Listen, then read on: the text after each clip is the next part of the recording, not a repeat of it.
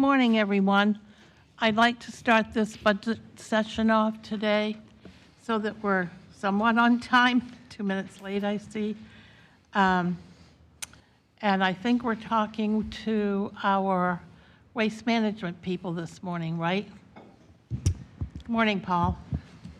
Yes. Good And morning, partner. Commissioners. So yes, we're gonna start off with solid waste, but first we're gonna let OMB kick it off with John.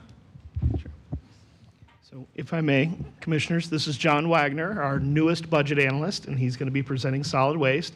So just like a BCC department, but it is an enterprise department. So John's going to talk, James is going to talk, come back to John, and then over to the director again. So, Good morning and welcome. Thank you.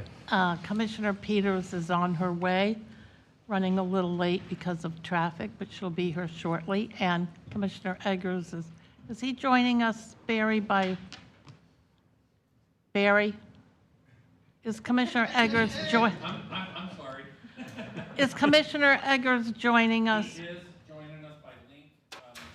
Do we see him today or no? Guys in the back, is Commissioner Eggers on? He hasn't joined us yet. Okay. He had a doctor's appointment this morning, and we'll try and join when he's done with that. Oh, okay. He does have a link to it, he just hasn't joined. I saw that come through, but I was driving, so I didn't want to risk reading and driving. But I did see it come through. Okay. All right, let's go. It's going to be interesting. Well, good morning, Madam Chairwoman, Commissioners, and guests. Again, my name is John Wagner. Chris did the people intro. Allow me to do the BAS document intro. On page 1, you'll find the department purpose and the budget summary. Moving on to page 2, I'd like to do some housekeeping. The very first header, you have the bonus of one of my presentation notes, and it mentions Paul. What I was trying to communicate to myself is that Paul Sacco and his team do a really good job at solid waste, so operational questions are best answered by him. And the second bit of housekeeping is there are redundant bullet points in the middle of the page, but they're immaterial, and we're going to discuss them anyway. Okay. So moving on to the good part, I'd like to tell the budget story for solid waste using 5 themes, and that is people, power, production, revenues, and reserves. So I'll start with the good news of people, and you've heard this many times, but there is a proposed salary adjustment of 3% on the midpoint for all county employees. And in addition to that, solid waste has continued its effort to make a more efficient and sustainable workforce, and they were able to reduce 2 positions, as well as implement a pilot program for maintenance outsourcing of 1 position. Now, all these combined will reduce the personnel services expenses by $149,000, and that's about 2.1%. Moving on to power, the waste-to-energy facility and its related functions are a key player in this budget. So by contractual agreement, there is going to be a renegotiation of the operating agreement, and the cost will increase 11.3% and go from $25.6 million to $28.5 million in fiscal '24. Moving on to production, there is a proposed trip tailor management operational change, and that will cost $1.7 million. We do get a benefit from that cost. It will actually improve sustainability by increasing the waste-to-energy facility efficiency, as well as increasing landfill lifespan. And actually, there's a third benefit. Customer service will be improved by reduced wait times. The next couple of expenses are electricity, which will be increasing 8.1%, or $48,700. And fleet charges will increase $5,800 or 2.6%. Now, these fees tend to increase over time, so I would categorize them as having a cumulative effect on the budget. Moving on, there is a correction to the planned equipment purchases bullet point. The actual number is $443,600, not $87,000, which was a numerical placeholder. That is a 19.5% increase over fiscal '23, and that is $72,400 is the equivalent. And now we can move on to the main character of the budget story, which is revenues. As the board knows, the power purchase agreement with Duke Energy is expiring in December 2024. That will cause a 55% decrease in revenues. There are two factors that will affect future resources and operations. Electricity from the waste-to-energy plant can be sold on the open market. Now, this has the potential to increase revenues over a standard power purchase agreement, and it comes with little risk.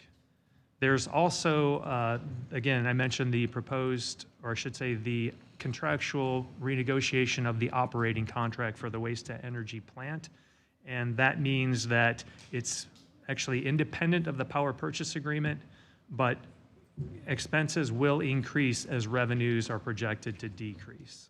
So that's a double hit there.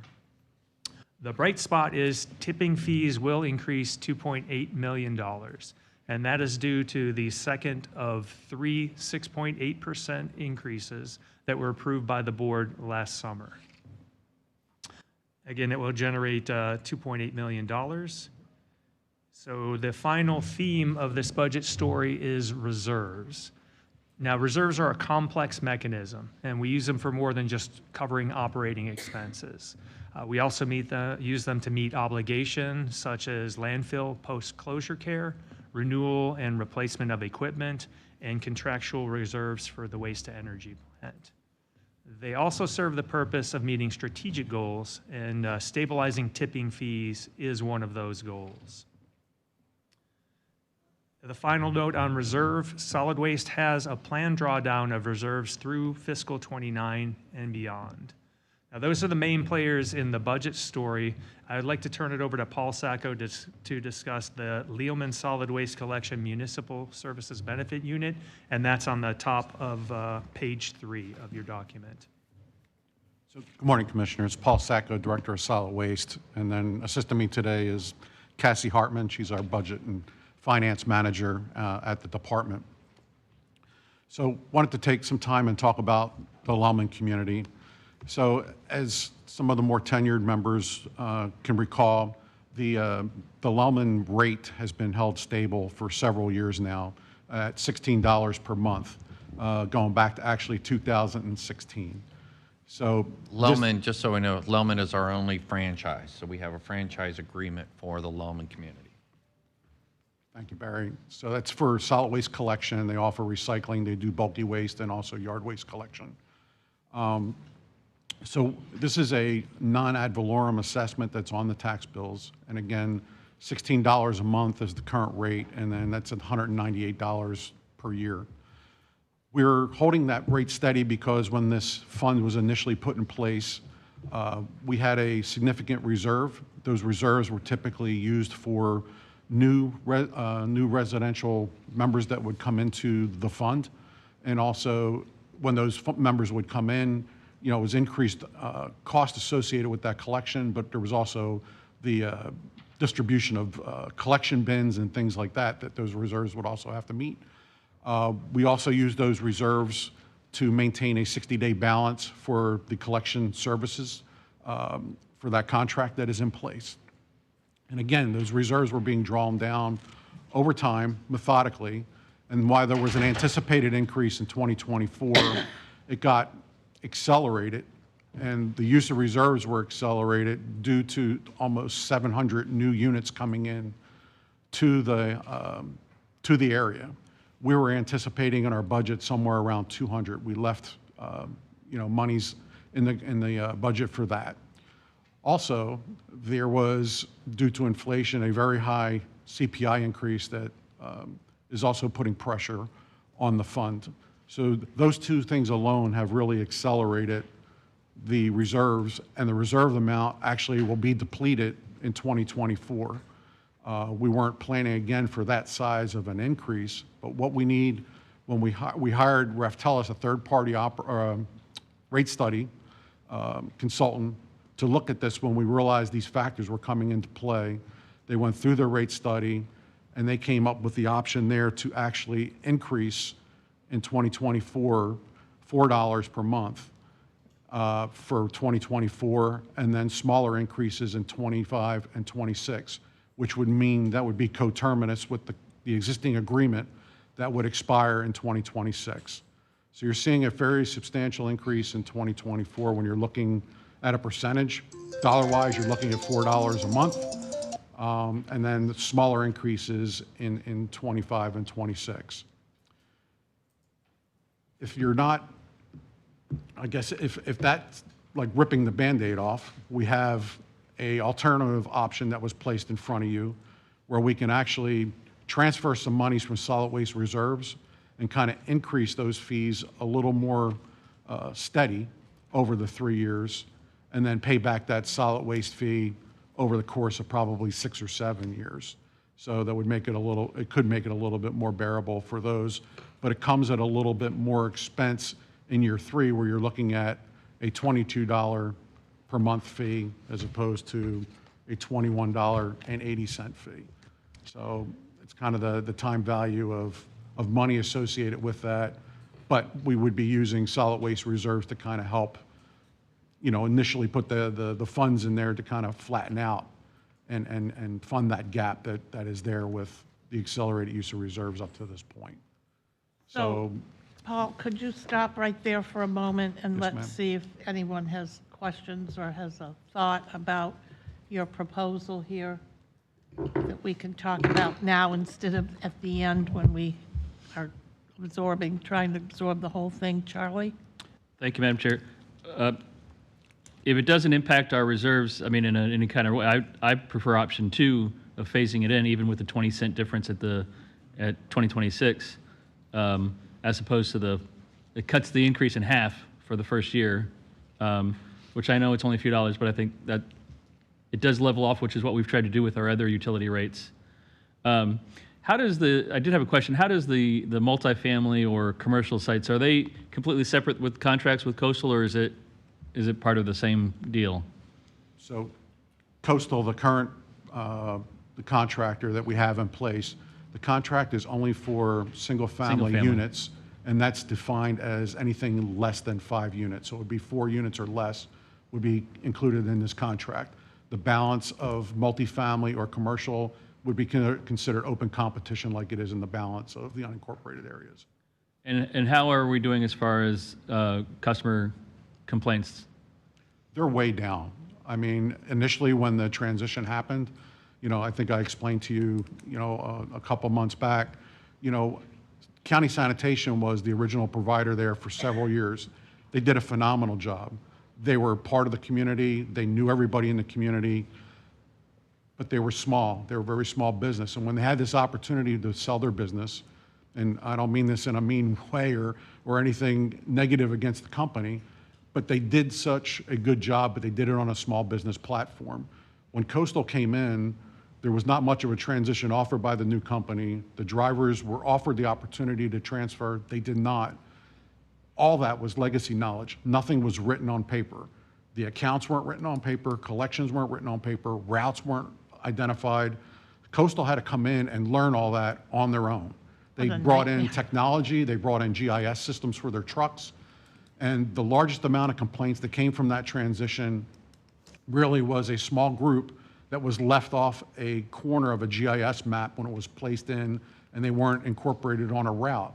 So when those people would call in with a complaint, they would be serviced the next day. They weren't being serviced on the day of collection, but it wasn't like they weren't being serviced. But until the engineering side of the house, and we got together with them and tried to look at what was going on for, it really was about 2 months before we realized what was going on. They were added to the GIS, and then everything, was kind of resolved.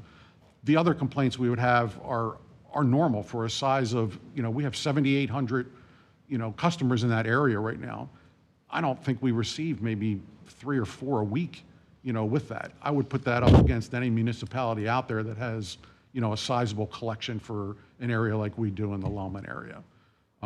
We keep records of all that. We've put a corrective action plan in place where any kind of calls that would come in, we get noticed at the end of the day what that call was from the contractor, what they did to resolve, and then proof that they resolved it.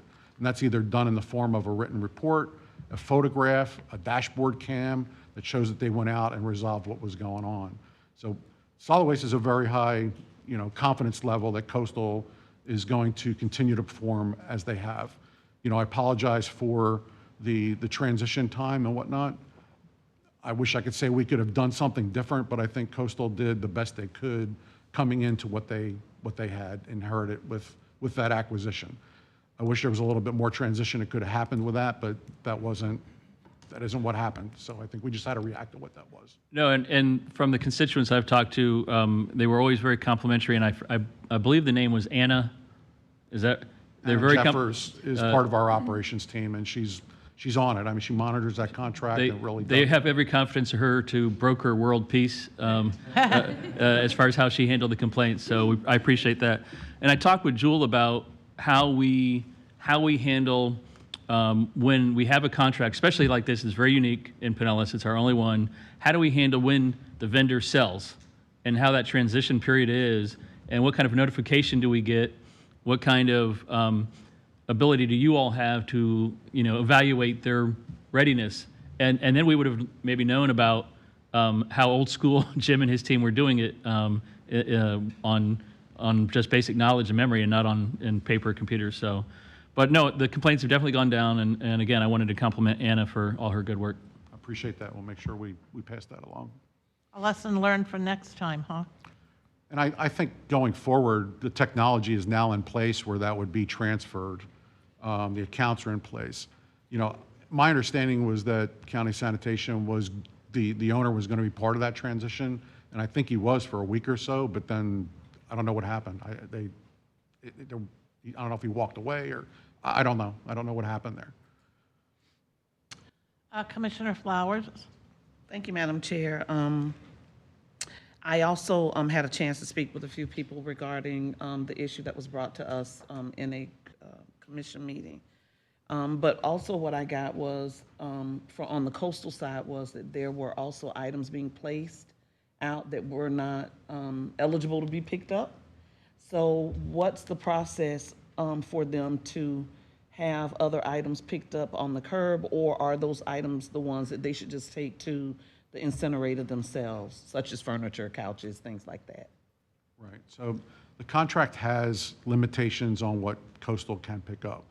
The contract does include bulky waste, does include yard waste, but there are requirements around the size of the bulky waste materials, because and a lot of times these people are physically picking these up. They may, in some instances, have a claw-type truck. I don't know exactly the type of equipment that Coastal would have, but if for some reason those materials cannot be picked up, Coastal actually has a tagging system. I think I've communicated that to the board in the past, but a tag would be placed on that load that was not picked up and why that load would not be. And I think that tag would tell them to either call Coastal for possibly an additional fee to make that happen, or they would say that they can't pick that up and the resident would be responsible to dispose of those materials in a different way. Okay, thank you. Because that was the only conversation that I had really was that they would pick up whatever they were in agreement of picking up, and they would leave the other items there. And I guess some of those calls also were coming in, maybe where customers didn't know that those items were not to be picked up by Coastal. But thank you very much. Appreciate it. Yes, ma'am. Anyone else? Commissioner Scott? Thank you, Madam Chair. And thank you very much, Paul. I'm just curious, have you gotten any public input at all on either one of these rate structures? No, sir. No, and we could do that. I actually asked them to prepare an alternative because it was such a big hit all at once. But I mean, dollar amount is not that significant, but percentage amount it is. Right. Exactly. It's, they're paying it back, and they have to pay interest because it's a separate fund, but, so that's really the question is, how do you want to phase it in? Just Right. rip it off or let it phase in over a couple of years. So, we're okay either way. I mean, I'm glad Paul created an option for him. Yeah. But it's really hard to get public input on something like that. Nobody would want it, obviously. Right. And so I think it probably goes without saying, but whenever we get through with this and bless the whole thing, we will be communicating through our communications or our billing department or somebody with the customers to let them know. Yes, ma'am. Thank you. Yeah, there'll be a communication plan around that, and we'll work with the communications team. Good. Please continue.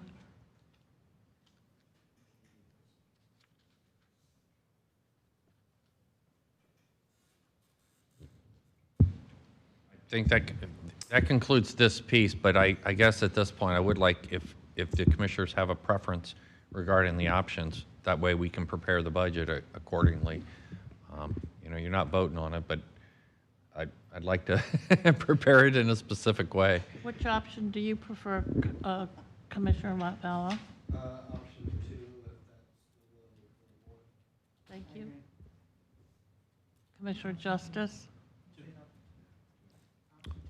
Option 2. There we go. We got the direction we need. Thank you. You're welcome. So next up is James Lewis to talk about the capital aspect of the solid waste department. Okay. Thank you, Chris. Good morning, Madam Chair, Commissioners. morning. James Lewis, Budget and Financial Management Analyst from the Office of Management and Budget, handling the capital improvements plan for our enterprise departments. First, I'd like to just kind of recap some of the trends that we discussed on Wednesday that we're seeing with capital projects and planning. Chief among those is the increase in cost of materials. We've done a review of a sampling of bids from October 21 through March of 23, and we saw an average increase in those bids of 13% over the engineer's estimate. So again, that's not a direct measure of inflation, but that does show us how costs have increased from the time that staff or a consultant performed an estimate. We built a budget upon that estimate, and bids were received for a construction contract. Of course, we've seen some bids much higher than that. We've seen some, up to 100% increases, some lower. Particular cost of materials we've seen with significantly high increases. For example, we've seen a 72.9% increase in fire hydrants. We've also seen increases, a more direct measure of inflation in the producer price index, which is reported by the U.S. Bureau of Labor and Statistics. And you'll see in some of the reports that we've provided some more detailed information about that. We've seen some structural steel increase up to 57.1%, and that's very important in some of the solid waste projects. Also seen some rather long lead times on certain materials. For example, we've seen some electrical components with wait times of 2 years for delivery, and that's delaying some projects and in turn increasing cost. Also seeing somewhat of a lack or a shortage in contractors bidding on our projects. As I'm sitting here this morning, we actually just saw another bid come through, single bidder, and their bid was 39.7% above the engineer's estimate. So as we're seeing all of those trends, we're trying to act proactively and estimate and budget accordingly. What all of that means for the solid waste department is that their 6-year FY24 through 29 capital improvements plan is increasing $15.4 million. It's about an 8.7% increase. The total plan is $193.1 million. Their FY24 budget for actual appropriations is increasing $2.2 million. It's about 8.5%. The total capital improvement budget for FY24 will be $28 million. On page 22, you will see the capital improvements budget detail report for solid waste. That'll give you a project-by-project breakdown of their funding appropriations for every year through the 6-year plan. Now we're continuing on page 3 of the document. There's some increased funding requests. Again, these increased funding requests are any project that's increasing by $250,000 and 15%. Any project that meets that threshold, we require a justification and description of what's causing the increases in that project. For solid waste this year, 2 projects meet that threshold. The first one is the solid waste influent pumping station. We have received a bid for construction on that project, and the increase is $1.9 million to a total project cost of $4.1 million. That's mostly due to cost of materials. We're including a 10% contingency, some construction engineering, and post-construction design services, or post-design construction services, excuse me. And that contract will be coming to you in one of your forthcoming board meetings. We've also seen some increases on the waste-to-energy structural steel replacement project. So this project was originally managed by the contractor at the waste-to-energy facility. Solid Waste has taken over the project now. They've done some more inspection of the steel at the plant, and they've discovered a lot more steel that needs to be replaced. So that project is increasing $9.1 million to a total project cost of $15.1 million. Again, as mentioned earlier, structural steel is increasing 57.1%, as we've seen in the PPI from March of 22 to March of 23, and that's driving a lot of that increase as well. You'll see on page 25 the increased funding and new projects request report. We'll give you some more detail on both of those projects. Solid Waste is not requesting any new projects this year. And with that, I will turn it back over to John. Thanks, James. Commissioners, we're going to wrap up the bottom of page 3, and you'll notice that there are no decision packages for fiscal '24. Moving on to pages 4 and 5, those are the operating budget analyst notes in analysis. They're there for your reference, and I like to think of them as building blocks for the budget drivers that we've already discussed. Moving on to page 6, you'll find the proposed fee changes table, and I'll just summarize them top to bottom. The first is the tipping fee increase of 6.8%. Again, this is the second of 3 approved rate increases, and that should generate $2.8 million. Next on the list, the whole tire processing fee is increasing $25. Now, what this fee increase does is align Pinellas County solid waste with other regional disposal facilities, and it also discourages dumping of tires from outside of Pinellas County into our facility. Next up is the passenger car flat rate fee, which is increasing from $4 to $4.25 per vehicle, and that is to cover transaction cost of processing the vehicles. Similarly, pickup truck and van flat rate fees will increase from $11 to $11.75. These two will produce $234,000 and $82,200 respectively. And the final is the Lealman fee, and we have the board's direction on the option 2 that you prefer. And that concludes the operating budget portion of the analysis. I'd like to turn it over to Paul so he can discuss the accomplishments. Good morning again. So the fun part of at least, my job is reporting out what our great team has done, at the department. First bullet there, and as you recall at a previous board meeting, we actually attained the APWA certification for a solid waste organization, which we're very proud of. It took a while to get there. We were working on that through COVID. There was a lot of criteria that needed to be met, but we've done so, and we're looking forward to continuing on and maintaining that accreditation. Second bullet from FDEP, being a solid waste facility, we're under several FDEP permits for landfill work, also waste energy, and most recently we had one with MPDES, which is actually your discharges of water to, waterways or discharge of water, I guess, off-site. We worked with FDEP to actually do away with that permit. It was actually pulled back. We were under a consent order to do something different. And, when I got there and we looked at things, we used our consultant teams. We just realized for us to be able to discharge water, we weren't meeting the requirements of that, nor could we without an incredible amount of capital to treat that water that would need it to be discharged. So we worked with FDEP to allow us to show them that we could treat the water on site with the existing facility that we have, make some changes to that facility, increase flow, increase capacity, and we did that over a period of time, and they actually rescinded that MPDES and also rescinded the consent order. In conjunction with that, they relaxed the requirements for us to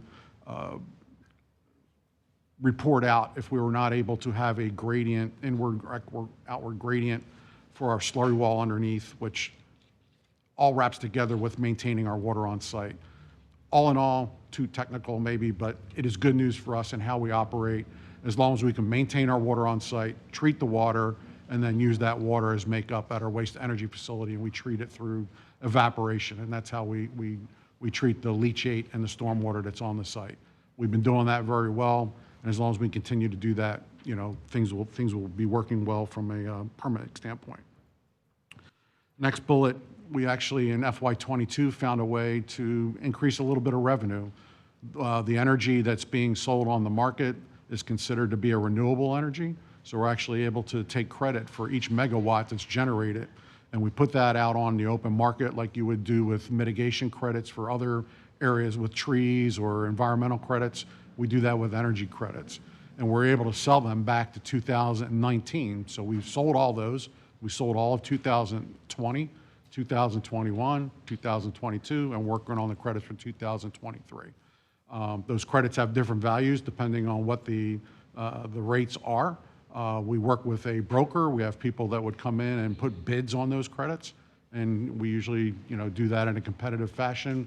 And like I said, it's a small revenue source, but there's no silver bullet that's going to make up that lost revenue from the power purchase agreement. But you start stacking these things together, and it helps offset that revenue, which in the long run would slow down any kind of tipping fee increases that the residents would see in the out years. Another opportunity for us to increase our revenues and reduce some costs was to work with Covanta, the operator of our waste energy facility. They also operate a metals cleaning facility where the 5 regional waste energy facilities would send their metals that were coming out of the back end of the plant. It would be cleaned and actually sold on the open market. Without those metals being cleaned, the value of those metals go way down. And for a long time, we were sending our metals up to Pasco County, which is where this was located. We were able to work and get this situated on site, so we saved the transportation fees of that metals going up and any kind of residual materials coming back. That's a cost avoidance that we're able to, take credit for. And then we actually get a host fee for everybody that's bringing their tonnage on site to be cleaned, which actually gives us a revenue source. So it's kind of a double plus for us in making that happen. Next bullet, we reduced some costs associated with electronics recycling. As you recall, at the beginning of the fiscal year, we ceased the recycling of electronics. We went out and engaged the public. We got our stakeholder input, and really there wasn't much blowback at all, and we have not received any blowback from that change. We're burning all those electronics that we can. Those electronics have what we call non-ferrous metals, which are, your gold, silver, aluminum. They're the highest value that we have. When it goes through the plant, we pull that out the back end of the plant with the metals, either ferrous or non-ferrous, and that increases our revenue source as well as reducing the cost for recycling those electronics. And again, we've done so without, any kind of negative public, blowback. And so those recycling materials for electronics and that sort of thing, they all go to a special, you have to take those to a special place to drop them off, right? Well, the residents have the option to recycle their units and we provide this on the solid waste webpage with either a where do you go tool or other information that's there if they don't want their materials to be incinerated. If not, they can put those materials, it's recommended they reduce their rechargeable batteries and then place them in their trash can. And then those materials come to us and we incinerate those. The metals that would come out the back end, our waste energy operator separates those metals and they're responsible to getting those metals to market, and then we split those revenues as they come back. That's interesting. I didn't know that you could just put them in your regular garbage can. Yep, that changed October 1st, 2022. That's really interesting. I wonder how many people know that. So is that how you convinced, I'm very curious, and I know we haven't got there yet, about what was the reason why Bel Air and Madeira Beach wanted to stop recycling? So that's a whole other story. You see this in the news, you see this on the internet, and every community is different. Most recently we saw Polk County that announced that they're going to just cease their recycling in all of Polk County. Pinellas is different, and you need to look at your community differently. and Bel Air, Madeira, Indian Rocks Beach, we've talked with the City of Safety Harbor. The cost to recycle or process recycled materials per ton is much more than it is for us to collect and burn those recyclables. But the amount of that tonnage is a lot less. We're about 65,000 tons across the county for materials that are typically going to a recycling processing center. The tonnage that we receive in Pinellas County for all of solid waste is more than 1 million tons a year. So you're talking at a very small amount that you're paying more for on the residential recycling that's happening. But on the broader scale, 50% of the materials that are generated through waste are recycled in Pinellas County when you look at it on a tonnage standpoint, whether that's concrete, metals, you know, and your typical residential recycling. There's a whole host of different materials that are recycled. 50%, the balance comes to us to be disposed. And our facility, the waste energy facility, is the biggest impact that we have to reduce those materials in volume of what would be going to the landfill. And the board's direction, as we went through our master plan, is to extend that landfill life because we'll never get another landfill. And right now, that landfill life is about 80, 82 years. If we were to cease recycling, that landfill life would be reduced by a generation, probably 25 years. And then when that landfill life is, you know, reach its end, we would be having to send those materials out somewhere else in the state at probably 3 to 4 times the cost of what we would pay right now with the tipping rate that we have. So that's really significant. Yes, ma'am. Seems So to me we could develop a whole communications piece around that. we have actually done that.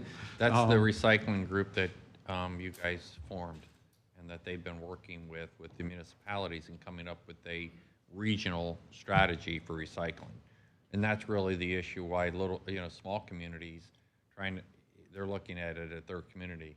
But when you look at it regionally, you couldn't handle the material if you just put it all back in. And so they're going to have a recommendation that's going to be coming to you In August. for a MRF, and whether we host it or whether we partner with Hillsborough County, and that's going to be a decision for the commission coming up here. So I'm just curious, because there's so much conversation about regionalism going on right now. When you talk about regionalism for solid waste and the recycling and the MRF and all of that, are you talking bigger than Pinellas, Hillsborough, and Pasco? No, it's just Pinellas right now. It's just Pinellas? Well, how is that regional? No, the issue is Hillsborough County's building a regional or a facility, and so we either build our own facility to be able to process our recyclables, or they would add a second shift, and we'd ship our material over for Hillsborough County to do it. It's really a capacity issue, and so they're evaluating what's the best strategy for us, and that's the decision. But again, we're just one. When we get to the recycling piece, remember, municipalities handle their own recycling. We're just really talking about a small piece of that. We're facilitating this with our municipal partners. And so he's working with them to make a recommendation to you regarding where we go with that. Because for the most part, it's municipalities that are paying the cost of that recyclable. For instance, if we go to and we build a facility at his space, we're going to have a transfer station north. Because of the distance, you know, to transport. So all that has to be factored in when they're making a recommendation. But, and I don't mean to sound argumentative of all, I just would, help me understand how it can be such an insignificant piece of it when I just heard Paul say that 50% of everything that we're doing is recycling, and if we reduce that, it reduces the life of our Landfill. yeah, our landfill. I Thank didn't you. mean I that had a brain I didn't break. mean that it's insignificant. I'm saying from the tonnage that's managed in recyclables, that's really driven by the municipalities. They have the tonnage. They pay for that within their rates. And so they have to be part of the solution in making that decision. So it's really, that truly is a partnership with the municipalities in getting to the point where we make a recommendation to you. We'll talk more, because for some reason I'm having, Yeah, we can go over it. It's complicated. Well, There's yeah, a lot it of just moving isn't pieces to this. connecting. And this has been going on for 2 years. We've been working with them through this, what's it called? Composition study and working with our stakeholders Yeah. to actually gauge the best options and bringing that back to your technical management committee. The technical management committee is what I was thinking about. For evaluation, who is your advisory board for all matters in solid waste? Okay. Anyone else have any questions over here? Just one thing. Really? I'm the only one that's having a hard time. What? Scott? Thanks, Madam Chair. So it really comes down to we either build our own MRF facility here or we pay to transport it to Hillsborough. That's really what's going to come down to. Well, if we're going to be into the recycling game, the other option would be if a private MRF out there is sized enough, and it could be one or more, that could take what I consider a county-wide contract, which would be all the municipalities and then our private haulers that serve the unincorporated areas, that could take the materials to a private entity as well. And we're also evaluating that option, because we don't want to be in the MRF game unless we need to be. Sure. But the MRFs are privatized, they have to make money. The cost of processing is driven by a lot of factors, not just running that MRF, it's driven by markets and whatnot. But it'll always cost money to process recycling. I mean, I think there's still some myth out there when it originally started that wasn't the case, but recycling is a cost, and it costs more to recycle than it does to incinerate. But again, that tonnage for that material is a lot less when you consider the total volume of what's being created and disposed of.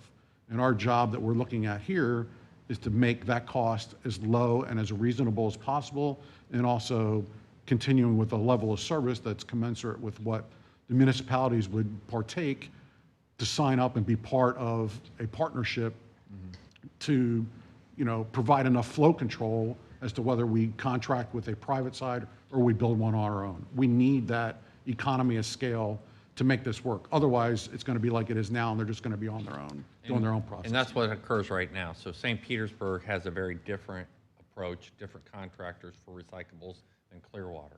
And a lot of the smaller municipalities contract with the larger municipalities. So you've had this bifurcated approach. And it was only when those markets, the markets dried up and the cost rose that then it became kind of an issue. So you're really talking about developing a regional strategy where it had been, individual municipalities making those decisions before. Right. I have one other quick question too, if I can find where it was. I think it's on page 2. It says, the department will be implementing operational changes to the way tip trailers and overall traffic are managed on a day-to-day basis at the waste-to-energy plant, costing $1.7 million annually. This will increase landfill life while improving customer service with shorter wait times. Can you talk about that a little bit? Absolutely. This is a new initiative for us, but I need to probably put a little bit of background associated with this. So tip trailers constitute about 50% of the traffic coming on our site. And tip trailers are a trailer that's being pulled by another vehicle that gets to a destination, whether at the landfill or at the waste energy facility, where the operator has to come out and either manually or automatically tip the trailer out and dump the materials, out of the back of this trailer. They're not very large vehicles. Now, the waste energy facility or the working face on the landfill, if this is 50% of your traffic, it's tying up those bays with very small vehicles so that our larger municipal vehicles or private haulers, packer trucks, all those larger vehicles sometimes are held up. And, we only have limited space when we go up the hill to the waste energy facility. And also, if we're in a diversion or the facility's down and we're sending everything to the landfill, it ties up space on the working face as well. So you have 50% of that traffic, and it's only 10% of the volume that's coming in. So we hired an engineering consultant to come in and do a traffic study. And what they found is if we can remove those tipping trailers from the lines, it would help increase the level of service. But if we typically do that now, we send all that to the landfill. Well, that's eating up your landfill life. So the option that we're presenting here for an interim until we can build a permanent facility to kind of take this and other things that we're working on, we would remove those tip trailers from the line, send them to a separate area on the site have them tip there, and then it removes them from those lines, increases the level of service, and at the end of the day, or maybe during the day, the landfill contractor would come and scoop that material up and haul that material back to the waste energy facility in a larger vehicle. It is that double handling, if you would, of the material that's costing 1.79 or 1.7 million over the year. But again, it's not going to your landfill, which really has a cost of like $400 to $500 per ton of airspace. That doesn't take very long when you're looking at 1.79 million and you're considering the tonnage that's going up there. And you know, that material would go back and is actually being processed, which is going to reduce those materials, get the metals that are there. I mean, it all kind of goes together. But it's only an interim thing. We see this as probably being a 3 to 5 year process until we can build a new building, which would probably be a multi-use building that would be this tip trailer operation, our mini hand unload, which is very old and is getting ready for a planned replacement, and possibly the MRF if we do the MRF. So I don't know how big that facility needs to be until we get through this MRF question, but it would definitely be these other two components. So when all that building's built, that 1.7 million would go away. But right now, as an interim, we think that's the best step to protect the landfill and provide the best level of service to our clients that are coming in. And some of those costs will be offset as well. I mean, with recovering some metals and whatever, so, okay. And extending the life of the landfill. Yes, sir. Great, thank you. Commissioner Flowers, did you have something? Okay. Anybody else right now? No? Okay, proceed. So just the last three bullets there, I'm always proud of the safety that we promote on site. You know, as the writing of this document, we're at 1,200 days without a long time, lost time work injury, which in an operation area is huge. I mean, we have a waste energy facility, we have the landfill, and then, you know, this is the department's staff that I'm talking about here. But we promote safety at all costs, and, you know, any injury is usually, especially a lost time injury, is just extending, and it just costs money, and it's bad for the employees. This is a real morale builder for us. It helps, you know, with retention, and it's just all around good when you can have a good safety record at the facility. So we put a lot of effort there, and we pay a lot of attention to what's going on. Also, in the segue of retention, we take advantage of the career path and career ladder programs that were put in place by Workforce Relations. 60% of our staff has signed up and are participating in those programs. We continue to promote that, and we hope that continues to increase over time. And then, as I mentioned, the Where Does It Go tool, which is on the solid waste website. We get several hits on that, you know, monthly, we get reports on the effectiveness of that, but our recycling and outreach programs team do a wonderful job in educating our public and providing that outreach through that tool, and also the recycling guide that goes out every year. So there are the accomplishments. We certainly do a lot more, but, you know, for rising to the level and at least get to showcase some of that for you and the public that may be watching, we invite you to visit our webpage. There's a host of information there about where our recycling sites are, collection facilities, you know, our fees, our hours of operation, all that information is there. There's a number if you need to call and you want to talk to us, you can chat, all of that. We really try to stay in tune with our customers from that standpoint. Next up is the work plan. I just listed two. We spent a lot of time on the first one. We were talking about the MRF, but both of these items, both the MRF item, which is the material recycling facility for recycling itself, and also the next one, which is our solid waste ordinance, which is 30 years old and is going through a giant revision. And we're in the process of meeting with our stakeholders. We're going to be meeting with the public through July. That input is important because it's going to help me with my presentation coming back to you in the August timeframe. But these two are the biggest work plan items that are kind of on my radar.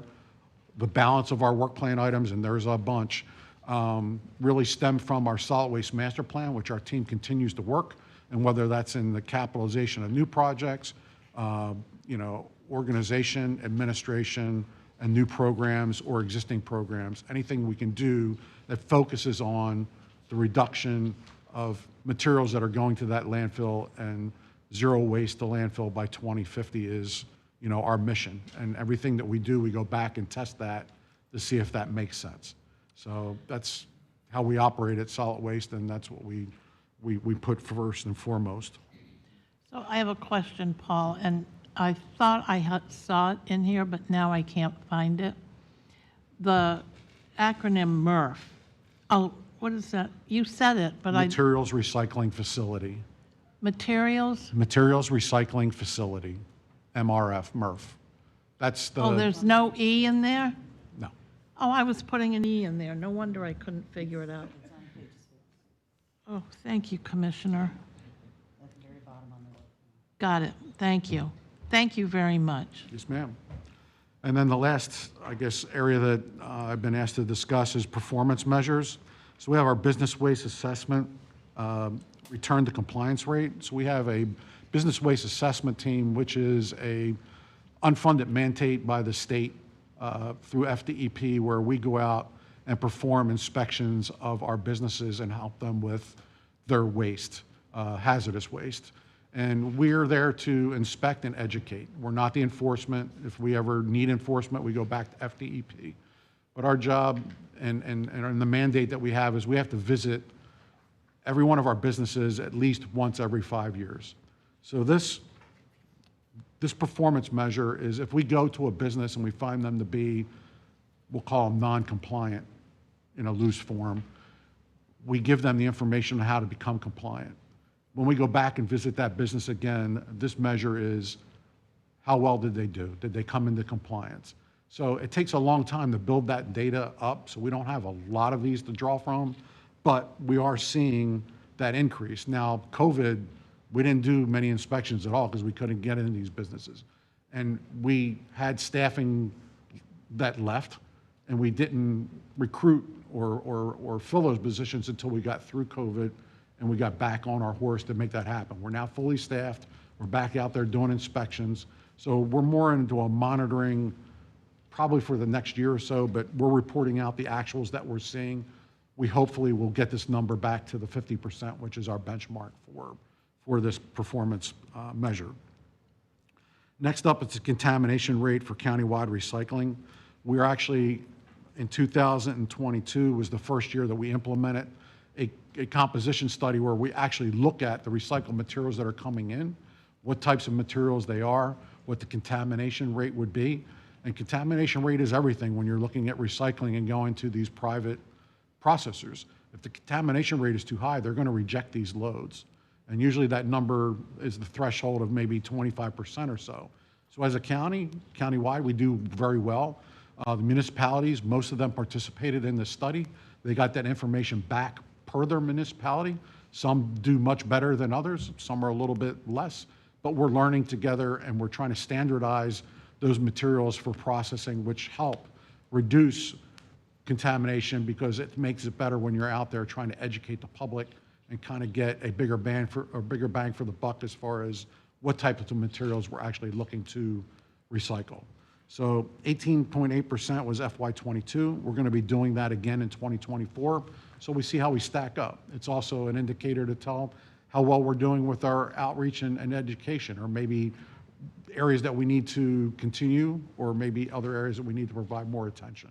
So it's kind of new, but it's very important, I think, as we move forward to decide, whether we're getting that bang for the buck as far as the funding with our education and outreach and how we're communicating and working with our partners and municipalities. Next up is the traditional recycling rate. Every year, the department has to report to FDEP what has been recycled countywide, and we don't do that in a vacuum. We need all our partners to give us that information. And I mean, it's a giant report that our outreach programs folks do. Usually in the April timeframe, it has to be reported out, I think by May or June. And then in July, we'll get that information back on how we do. And you recall I mentioned earlier, about 50% is what's being recycled countywide. That's where these numbers are coming from.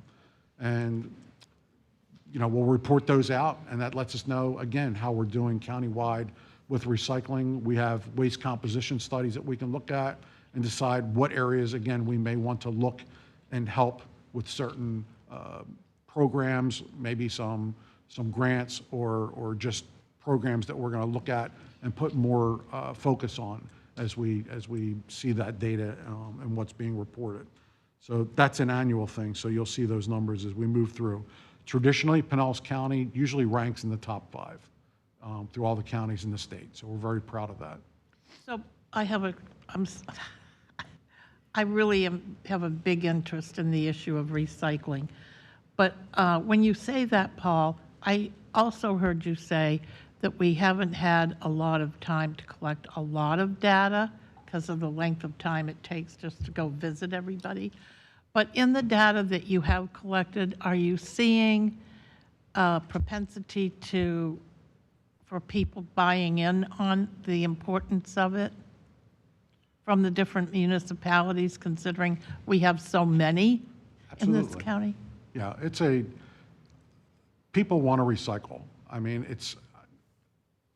I'd say it's inherent at this point. I mean, when recycling first came on the scene, the kids that were being taught that are now adults. I mean, and So they get it. they get it. I mean, we're at a generation now where I think everybody wants to do it. The problem that we see is people want to recycle too much. And some of the things that are going into the bins, we call it wish cycling. They believe they're doing the right thing, but they're actually causing more harm than good. So, we have another saying that when in doubt, throw it out. We'll incinerate it, we'll make electricity. But go to our website. It has very clear information on what should be recycled, what can be recycled. And again, that's the residential side of things of what's being recycled. We have a whole host of things that are being recycled outside the residential area that drive these numbers when you're talking about construction, concrete, the steel and things that come from either municipal construction or developer type construction. You're looking at all your commercial and retail areas. They usually take care of themselves because that's money to them. They don't want to pay for disposing these materials to, a private hauler or whatnot that they have to contract with if they can reduce that through recycling. So the businesses typically take care of that on themselves. And that first bullet, when I was saying I didn't have a lot of data or as much data and it's slower coming, that's for those that are handling the hazardous waste. We don't handle hazardous waste. And those companies, again, have to do that, not only through an ordinance or regulatory standpoint, but it's the right thing to do. And again, it's smart because it reduces their costs as it goes down. So, I hope that answers your question. No, it does, and I was just curious about it because, I've been disturbed by that really big bin that they used to have at the big Bank of America building on Seminole Boulevard. And all of a sudden, we go there to drop off stuff, and it's not there anymore. And I couldn't help but think, well, I wonder if there's a possibility to work with maybe the city of Seminole to use some of the public lands in the city to put another one so that the people, I never went there when it wasn't already packed. Yep. Yeah, and, I think your assistant posed those questions yesterday. So at the end of May, the Bank of America building was sold. And we literally got a call from them and said, they're closing on such and such a date, and we need you off the property. The new owner does not want that on the property. Shame on And them. we looked at, agreements, and we could not find an agreement with Bank of America. I can't explain that. I kind of inherited some of this, but typically I know working in real estate, we usually have agreements for county operations on other people's property, but in this case, we did not. And it could have been a handshake. I don't know. But when they said get it off, we got it off, within 2 days. But they did allow us to put temporary signage there that says take your materials to Lake Seminole. It's the closest area. We put a sign there that has a QR code that people can scan with their phone and would show you all the collection facilities in Pinellas County. But it was the best we can do on the short notice that we have. And then we're actually looking now at where those facilities are and where we can kind of identify an area that we can go out and research to see if we can locate a new collection center site. And we would look at the city of Seminole, we would look at other private entities, But in this one, we got kind of caught cold with that one, and we didn't have a lot of time to react. You know, and I apologize to the customers that are there, but we did the best that we could in trying to communicate, you know, what happened and where Yeah, to well, I take know those it's not your facilities. fault. I'm just trying to figure out where else you could put it. We're looking at that, and I hope that we have an option here probably in the next 30 to 60 days. Me too. At least on where that would be. But again, wherever that's identified, we have to decide if we need to make some improvements there. We have the legalities of getting an agreement in place to make that happen. So I don't see this as being a 30 to 60-day problem. It's probably more something that's going to be 4 to 6 months before we get a place identified and then get something in place. I mean, it just takes a little bit of time.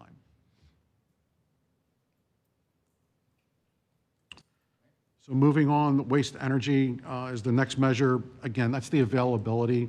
We're running typically a lot higher than this 85%. You know, I think the last number I saw on a 12-month rolling average, we're pressing more like 95%. And again, that comes from the board's investment into that facility, the $240 million from 2016 to 2021, 22. And that facility is running better now than it was when it was new. And that's just, again, the replacement of those existing equipment systems and structures, doing so in a manner that's more efficient, taking advantage of technologies that are in place, and having a really incredible operator with Covanta, who's probably the best, you know, that we would have running that facility. And that's why we're continuing to look at renegotiating their contract as we move forward. And then the last item there, probably most significantly based on our direction and our mission, is the years of available landfill life. So this is going to vary. You know, we fly a drone or we run a plane over the site. This number is based on the height of a certain area of the landfill, your population, what the projected population is going to be. There's a lot of factors that go into this. So I would caution you not to look at any one year, but to look at the trend. And I think there's going to be years where this is going to go up and down as changes are made on the site or things are moved through.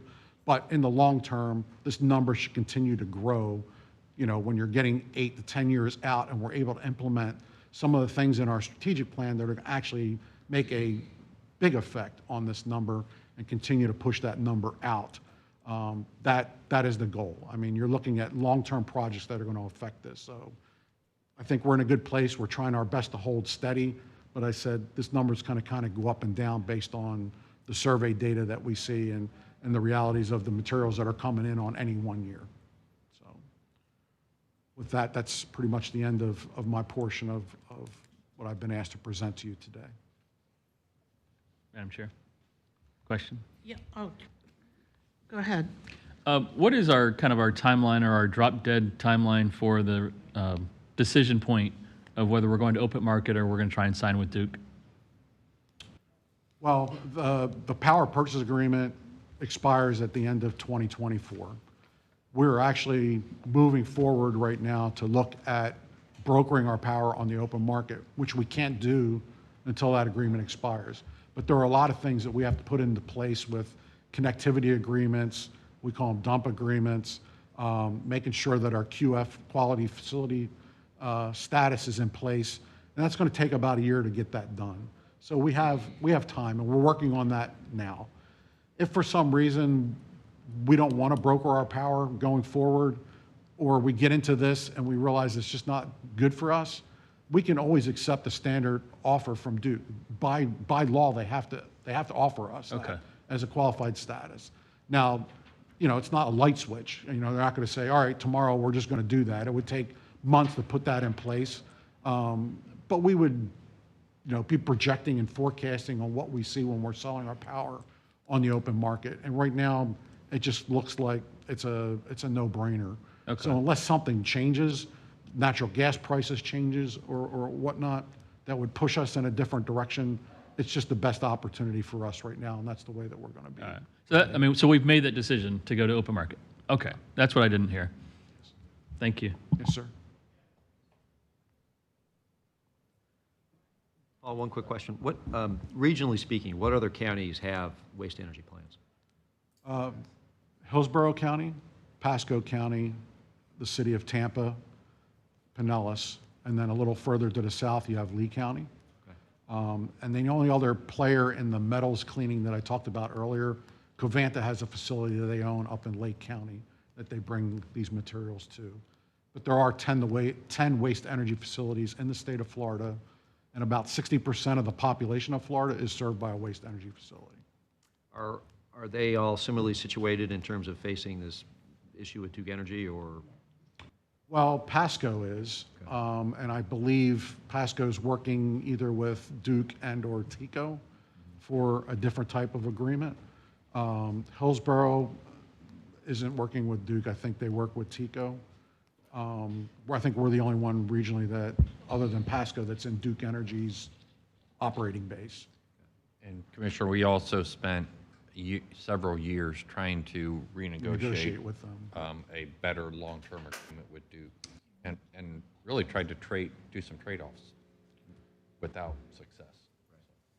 So I would add that Lee County and Miami-Dade do broker their power on the open market when their facilities are operating. They do, okay. We're not the first into that foray. Okay, thanks.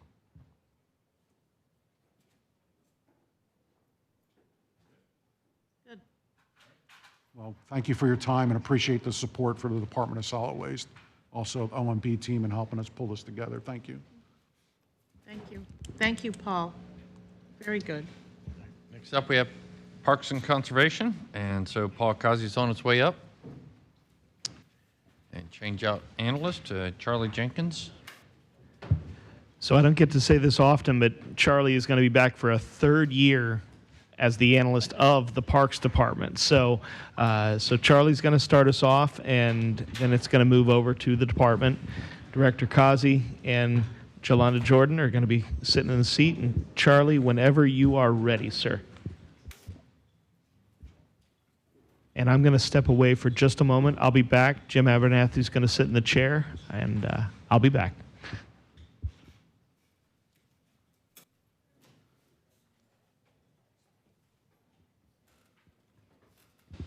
Good morning, Commissioners.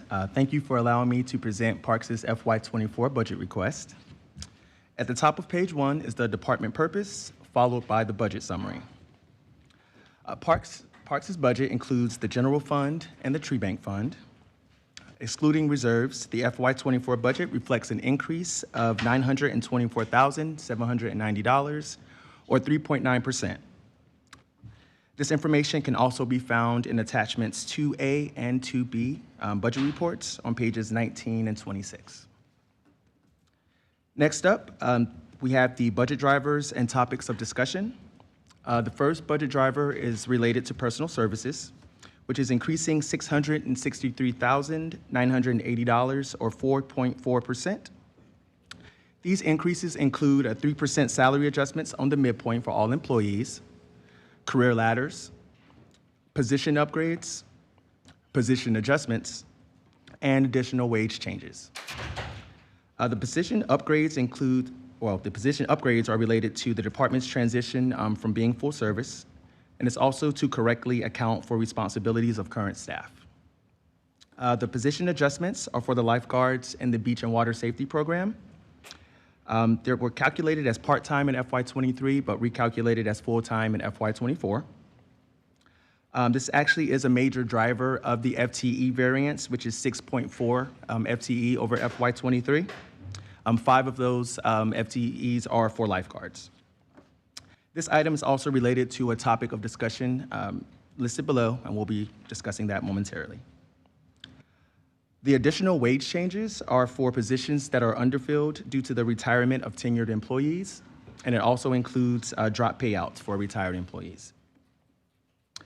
The next 4 budget drivers are related to operating expenses, which have increased $260,450, or 3.2%. The next budget drivers for utilities, there are inflationary increases to electricity totaling $120,000, or 38.9%. Water and sewer increases total $73,650, or 7.4%, and this is for county and municipal. Waste management increases total $66,720, or 15.4%. The next budget driver is for operating supplies and park repairs. Increases to operating supplies for the Granger Keep Stock Program total $94,330, or 10.3%. And this is for bathroom, cleaning, landscape, and general maintenance. New park repairs are for replacement fountains and shower towers that total $100,000. This item was not budgeted in FY23. The next budget driver is for contractual service changes. There's a $90,000 decrease in pressure washing, a $47,000 decrease in park residence repairs, a $62,000 decrease in credit card transaction fees. And I do want to point out that this particular item is associated with the department's transition to the convenience fee model in March 2023, and that's for transactions processed through the reservation system. The contractual service changes also includes a contract modification to PCR extension. This item is listed in the topics of discussion below, so we will be discussing that momentarily. And then there is a $94,000 or $94,500 increase in contractual services for tree planting for the Tree Bank Fund, and this is also listed in the topics of discussion below. The next budget driver is for PC purchases. There's an increase of $26,700, or 75.6%, and this is for laptop and monitor replacements. The next budget driver is for capital outlay. There is a decrease of $94,140, or 57.4%. And this decrease is for capital equipment purchases. This is also listed in the topics of discussion below. All right, so next up are the topics of discussion. And the first is the reduction in contractual services. There is an extension family consumer services agent this position manages the Lilman Community Center Youth Development Financial Education Program and the Pinellas County Affordable Housing Initiative. This position was reallocated from the general fund to the Lilman CRA fund. And this ties back to the budget driver above for contractual service charges or changes. The next topic is the Tree Bank Fund forecast. We're at the middle of page 2. This information can also be found in attachment 7 on page 60. The fund is balanced throughout the forecast period. Reserve levels are increasing by $130,604, or 48.7%, and that's due to fluctuating revenues and stagnant expenditures. Contractual services for tree planting has been increased by $94,500, or 370.6%, as mentioned above, and this is to take advantage of the growing reserve levels. And this ties back to the budget driver for contractual service changes. The next topic is ARPA grant projects. We're at the bottom of page 2. This information can also be found in attachment 3, page 52. There are 7 active projects totaling $16.7 million. All projects are CIP related, ranging 2 to 5 years. The expenditures for all projects total $58,399, or 0.34% of the total budget as of March 2023. The next topic is the Beach and Water Safety Program. So we're at the bottom of page 2. It's $547,000 for FY24. This program is being reevaluated by the department due to historical staffing issues, which greatly limits beach coverage. There is yearly personnel lapse, and as of June 14, 2023, 9 out of the 25 lifeguard positions are vacant, or 36% of the positions. This is a recurring issue within the department that correlates with a larger issue nationally with open water lifeguard programs. And this does tie back to the first budget driver for personal services, the position adjustments. The next topic is level of service recommendations for year 4. Parks will not be moving forward with year 4 recommendations to increase personnel. The department is still collecting the necessary data to support the recommendations, so that is a stipulation of the plan. So once we have the data necessary, then we can move forward. There's also post-COVID supply chain issues that's causing major delays in capital equipment delivery. So we have the positions, but not the equipment to support the positions. So Parks will reevaluate year 4 recommendations for FY25 budget. And this does tie to the budget driver for capital outlay decreases. The next topic is the Continuous Improvement Pilot Program. So we're at the top of page 3. OMB's Strategic Performance Management worked with Fort DeSoto Park Rangers since fall of 2022. And the goal was to identify and implement a process improvement plan project to address lost time. This project will be completed by fall 2023. The next topic is for Nature Center staff concerns. OMB's SPM team also worked with the Nature Center staff to address concerns posed by staff regarding the best utilization of nature centers. New performance measures were developed to increase efficiencies internally, and it will drive future decision-making. Next up, we have our decision packages. We're at the bottom of page 3. This information can also be found in attachment 5 on page 55. We have 2 decision packages for FY24. They're both related to Heritage Village. The first is the design, fabrication, installation of the Turner Bungalow exhibit. Anticipated costs are $34,890. Next is the renewal of exterior interpretive signs at Heritage Village. Anticipated costs are $71,340. Both decision packages are non-recurring, and they both have guaranteed funding sources via dedicated donations from the county's trust fund. So there's a net zero fiscal impact to the general fund. And both decision packages align with Pinellas County Strategic Plan Goals, number 3, which is to practice superior environmental stewardship, and number 5, to deliver first-class services to the public and our customers. Next, we have our operating budget analysis. We're at the top of page 4. This information can also be found in attachment 2B on page 26.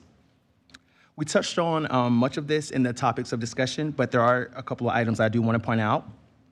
The general fund is increasing by $830,290, or 3.5%. The expenditures that were not mentioned above, but I do want to call out, is the addition of the Flowbird Preventative Maintenance Agreement, which is $9,600, and ParkSmart, which is $13,250, both of which address park terminal maintenance and repair. The next up is the addition of Flowbird Web Access, which is $30,000, and that is for parking terminals and mobile parking technology used for enforcement and revenue reporting.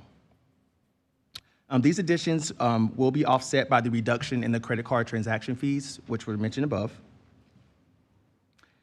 As for revenues, we have an increase of $523,780, or 6.9%, from the FY23 budget.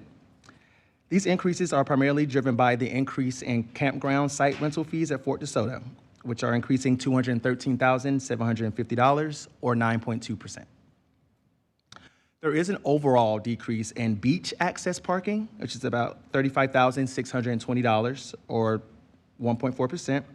But this is due to the implementation of mobile parking technology at Fort DeSoto Beach. But this is also partially offset by the revenues in Madeira Beach, Sandkey Beach, and Howard Park Beach.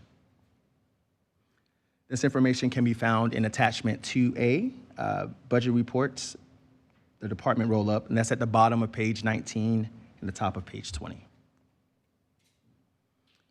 The Tree Bank Fund, which are at the top of page 6 of this, the meeting materials, excluding reserves, does reflect an increase of $94,500, or 102.2%.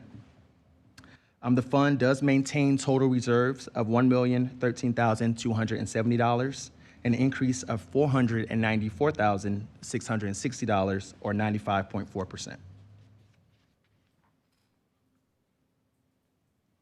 Next up are the proposed fee changes. We're at the middle of page 6. This information can also be found in attachment 6, page 59. There are 2 fee changes proposed for FY24. There's the convenience user fee, which is a new fee due to implementation of the mobile parking technology. It is based on actual cost per vendor agreement, which does align with the countywide convenience fee. Anticipated revenues range from $12,000 to $15,000. Next up is the annual pass replacement and/or 3 or more vehicle fee. We're removing that fee due to the discontinuance of parking decals and the implementation of the mobile parking technology. The net revenue impact is a $3,800 decrease. This decrease may lessen, though, as citizens become more familiar with using the mobile parking technology. at this point in time. I do want to hand it off to Paul Kazi to discuss the department's FY23 accomplishments, work plan, and performance measures. Paul? Commissioners, if you have any questions regarding the budget or anything, just feel free anytime you want. Thank you, Charlie. Good morning, Commissioners. With me this morning is Jolanda Jordan. She is our Business and Finance Manager for Parks and Conservation Resources. I want to start with our current year accomplishments. Earlier this year in March, we attained our B City designation. So we now have a working group that is fulfilling our obligations. That includes things like establishment of a website, as well as educational programs and special events. We also began implementation of the unincorporated Seminole Youth Sports Master Plan, which involves the renovation of the Cross Bayou Little League facility. Right now, we have a consultant on board to put together a scope of services to do a design-build contract for that project. We also implemented our license plate recognition software for parking enforcement. That has allowed us to eliminate the booth at Fort DeSoto, which of course eliminates the backups in getting to the park. We were awarded a $25,000 grant for the Heritage Village virtual rendering of historic resources. That's going to provide a database that can not only be made available to the public, but for our own staff when we look at things, whether it might be damages caused by a storm or something like that. We've got everything digitized. We also completed the new concrete pathways at Heritage Village. We used to have the rubber pathways that unfortunately were severely affected by tree roots. So now we've got an impervious concrete pathway, so we didn't have to increase our stormwater treatment. We also completed the rediscovery software for the web at Heritage Village, which allowed us to digitize multiple historic documents, books, maps, those things that people can actually access from home. They don't have to come down to the archive room at Heritage Village to see a lot of documents that they used to have to make an appointment to see. With the help of wonderful partners with Help Us Gather, Forward Florida, and the Disability Achievement Center, we installed 2 Moby mats, one at Fred Howard Park, and the other was done at Sand Key Park just last May. We also have plans to continue that at Fort DeSoto, the St. Pete Beach access, and Reddington Shores. Of course, that's part of our overall attempt to make everything more accessible in our park properties, including our playgrounds, which are also another ARPA project. We've started the first project, which is the replacement at John Taylor Park, and we've also completed the design for a second playground project this year at Fort DeSoto Park. As Chris Moore mentioned yesterday, we installed another new playground at the 46th Street entrance of Rainieri Park. And at Fort DeSoto, we planted 400 pine trees and over 15,000 sea oats. And we've also installed a message board at Fort DeSoto. Since we no longer have the booth, we can provide information related to any road closures associated with road races, any other information, remind people that alcohol is illegal in Fort DeSoto Park, and those types of messages. And we also completed the renovation of the Oaks 4-H facility to expand the education and training opportunities at that facility right on Hamlin Boulevard.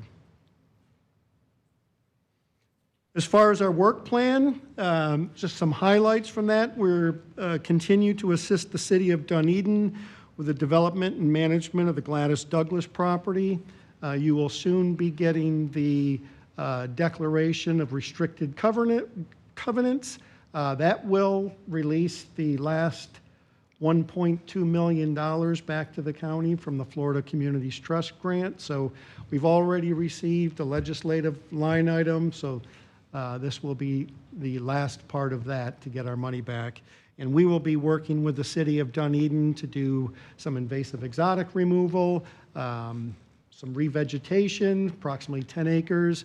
We are also working, one of our obligations is to renovate an existing building into a nature center at that property. We are continuing to try to pilot a community gardens program. We had applied for a couple of different grants last year, or I'm sorry, one this year and one last year. Unfortunately, we haven't been successful yet, but I do want to mention that we do have a community gardens program at the Oaks property that is handled through the 4-H program, and our extension staff continues to promote community gardens through school visits and working with some of the elementary schools that have their own community gardens. I know we've all been waiting for the Park Mobile implementation. We are currently beta testing that. We're all set to go live on June 26th, so we will have that on hand for the busy 4th of July weekend. I think one of the interesting things that we've been tracking is looking at Park Mobile, or the Flowbird system, which is not a very well-known digital or mobile parking system. We're only doing roughly 8% of our paid parking off of that application. So the majority of people are still using the machines. Of course, we don't want to replace the machines. They're roughly $13,000 a piece. So as they reach the end of their useful life, we're slowly going to be becoming a pretty much either text-to-pay or mobile parking technology. So getting the Park Mobile, which is the same system that is used in St. Pete, Clearwater, and many other communities, will certainly increase the use of that. We will be... Commissioner, hold on, Paul, just a Yes. minute. So I am glad you're going with Park Mobile, because even when I go out of state, it's Park Mobile. I have the app, so I don't have to worry about that. Sometimes, I know if I'm going to be at a conference or something for a longer period of time, some of the Park Mobile machines have a limitation of time. So when you go in to refresh, and I'm just sharing this for your beta testing. So when you reserve your time, it tells you how many hours you can reserve for time, and then I go to re-up my minutes or whatever, so I'll get a ticket. But I'm finding some machines have a limit on how much time they'll let you re-up. So I don't know if you want to maybe look at that or take that into account, because when folks are going out on the beach, they could be there all day. So that's like 8 hours, or less. But Certainly. just making sure that it does serve that need. We know the county beach parks are the best deal in the state, pretty much. It's only a daily parking fee. We don't charge by the hour. So it's $5, park all day at the beaches. At the 3 regional beach parks. Let me be clear. Barry, did you want to go back and tell Commissioner Latvala what he missed? That he's implementing Park Mobile technology? I mean, seriously, Commissioners, I think that was we should have had better foresight on that, because we put out a technology that's not well known, and nobody wants to, download another app. We've all got so many apps on their phone. So they had already gone down that path. They recognized it. They recognized that use. So they're switching, but they're trying to do it in a fiscally cost-effective manner, but it'll certainly be much more convenient for our users, which should always be our end goal. So, And unfortunately, a lot of it was contractual issues with Park Mobile because, of course, our existing machines, Calais, that is the Flowbird app, just took longer to get Park Mobile, everything straightened out with that. But certainly we do know that is the most popular parking app. The park ordinance update will be coming to the board in a public hearing next month, July 18th. Of course, that will include the proposed smoking ban on the beaches. And we are also finalizing our High Point Community Park interlocal agreements with the City of Largo and Pinellas County School Board. And we continue to address our Sustainability and Resiliency Action Plan. One of those items in there, along with our ongoing invasive and exotic plant eradication and education efforts, but I do want to mention that the land acquisition program, we are currently in discussions with 3 mutual interests for potential acquisitions that hopefully you'll be hearing more about soon. And we will continue to use our countywide integrated vegetation management program to assist with those efforts in invasive exotic eradication. Moving on to performance measures, I just want to first point out a couple, we had a little Scrivener's error. Under the average cost of service per visitor, you see it goes $1.02.99 and then $1.42. Unfortunately, that's a formulaic error. If you look down further to park and preserve visitors, it lists for that FY22 actual 15,005,258 visitors. The actual number is 20,675 for 12. So that brings that right there pretty consistent around the dollar per visitor budgetary amount.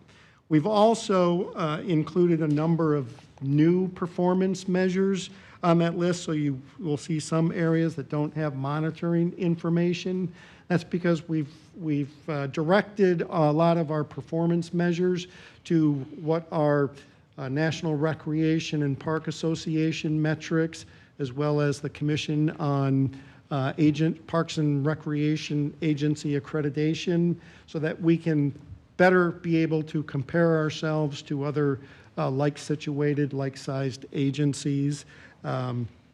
These 15 or so performance measures are actually a fraction of the almost 70 performance measures that the department maintains relating to various activities that take place.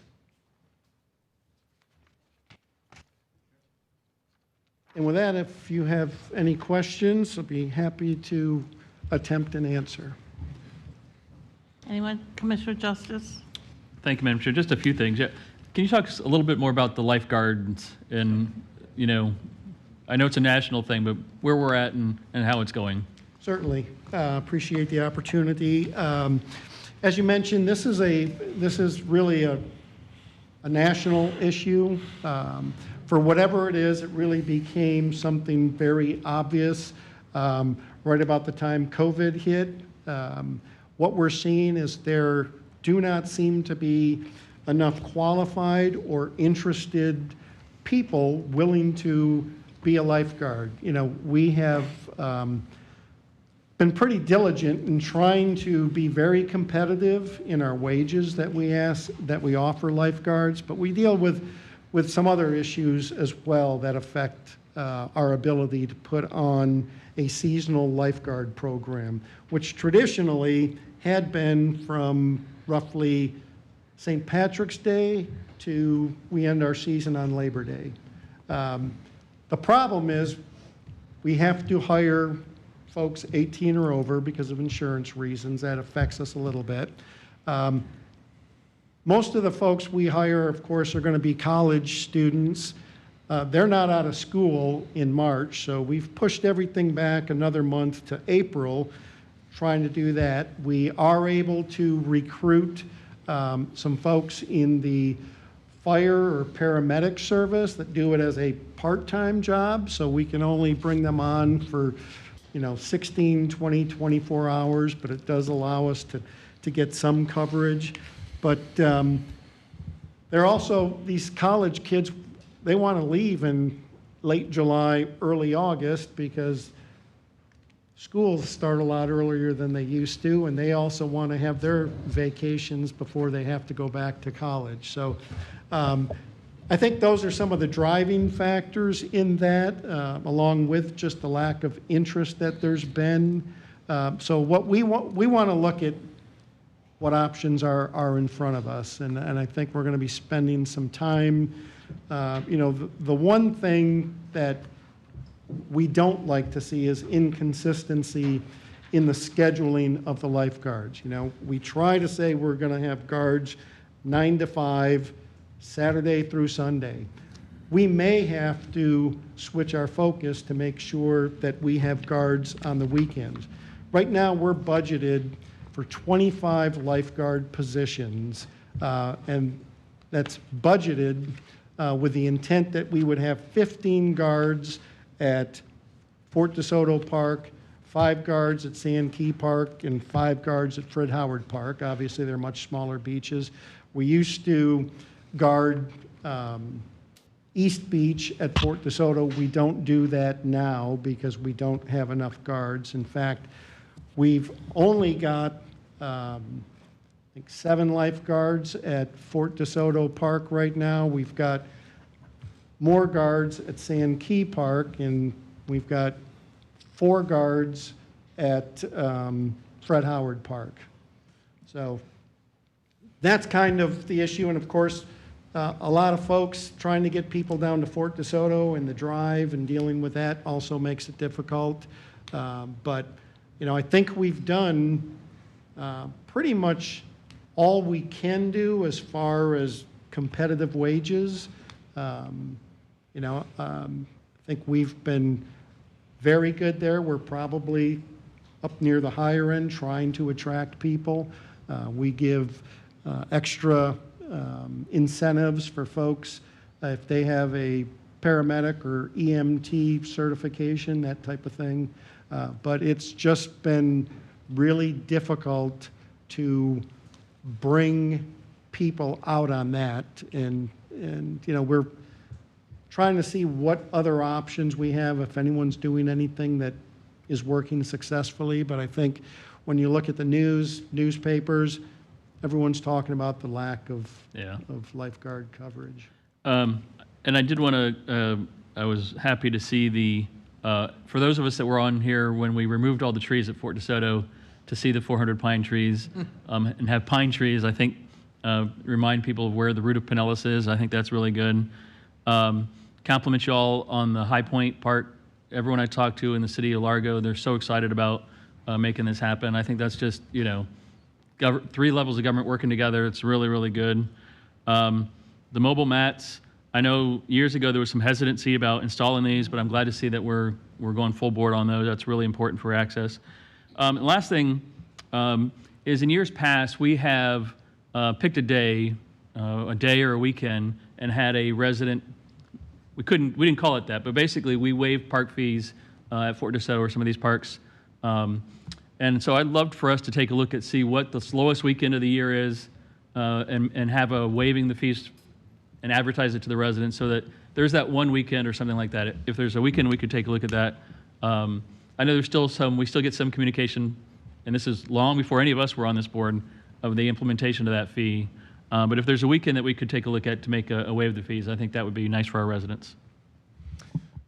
I do want to just mention that we still do have the one day that we do suspend all parking fees, and that is Veterans Day. And we've continued to do that since the commission initiated it several years ago. Commissioner Scott? Thank you, Madam Chair. Do we have a legal obligation to have lifeguards on the beach? I'm just wondering if we're kind of exposed to, any additional liability by not having them, or? I'm going to send that over to Don I don't want to give any legal opinions. Well, but before he gets into the legal, look at the practicality. We have 35 miles of beach. Right, yeah. Nowhere else along the beach, except for Clearwater Beach, do you have lifeguards. So we got Sand Key. If you go directly outside of Sand Key Park, you're going all the way down without lifeguards. Yeah, all the way down to Caladesi with nothing. And so, it's just from a practical standpoint, if they're not there, they're not there. Right. And people know that when they go there, so. Go ahead. Yeah, and Barry's right. I haven't looked at this in a long time, so off the top of my head, let me caveat this with this is subject to me looking at it more fully after this meeting. But there are duties to warn about certain types of dangers and certain types of risks, and whether or not there are lifeguards on duty. When you have lifeguard stations and that kind of thing, you definitely have to communicate those kinds of things. But I think Barry's right. I think the answer, as far as particularly about lifeguards, do you have to have them? I think the answer is no. Now, if you have them, you have to be responsible with them. You have to communicate when they're there and when they're not, because when you take on a duty, you have to do it properly.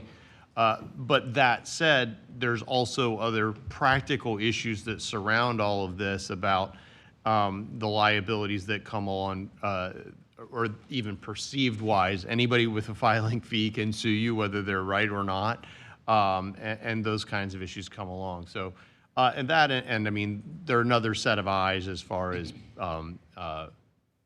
compliance with regulations and all those kinds of other issues. So there's practical issues involved with that too. Right. Well, I don't know, just maybe that's a discussion of whether we should even have them or not. That is part of the discussion. Yeah, right.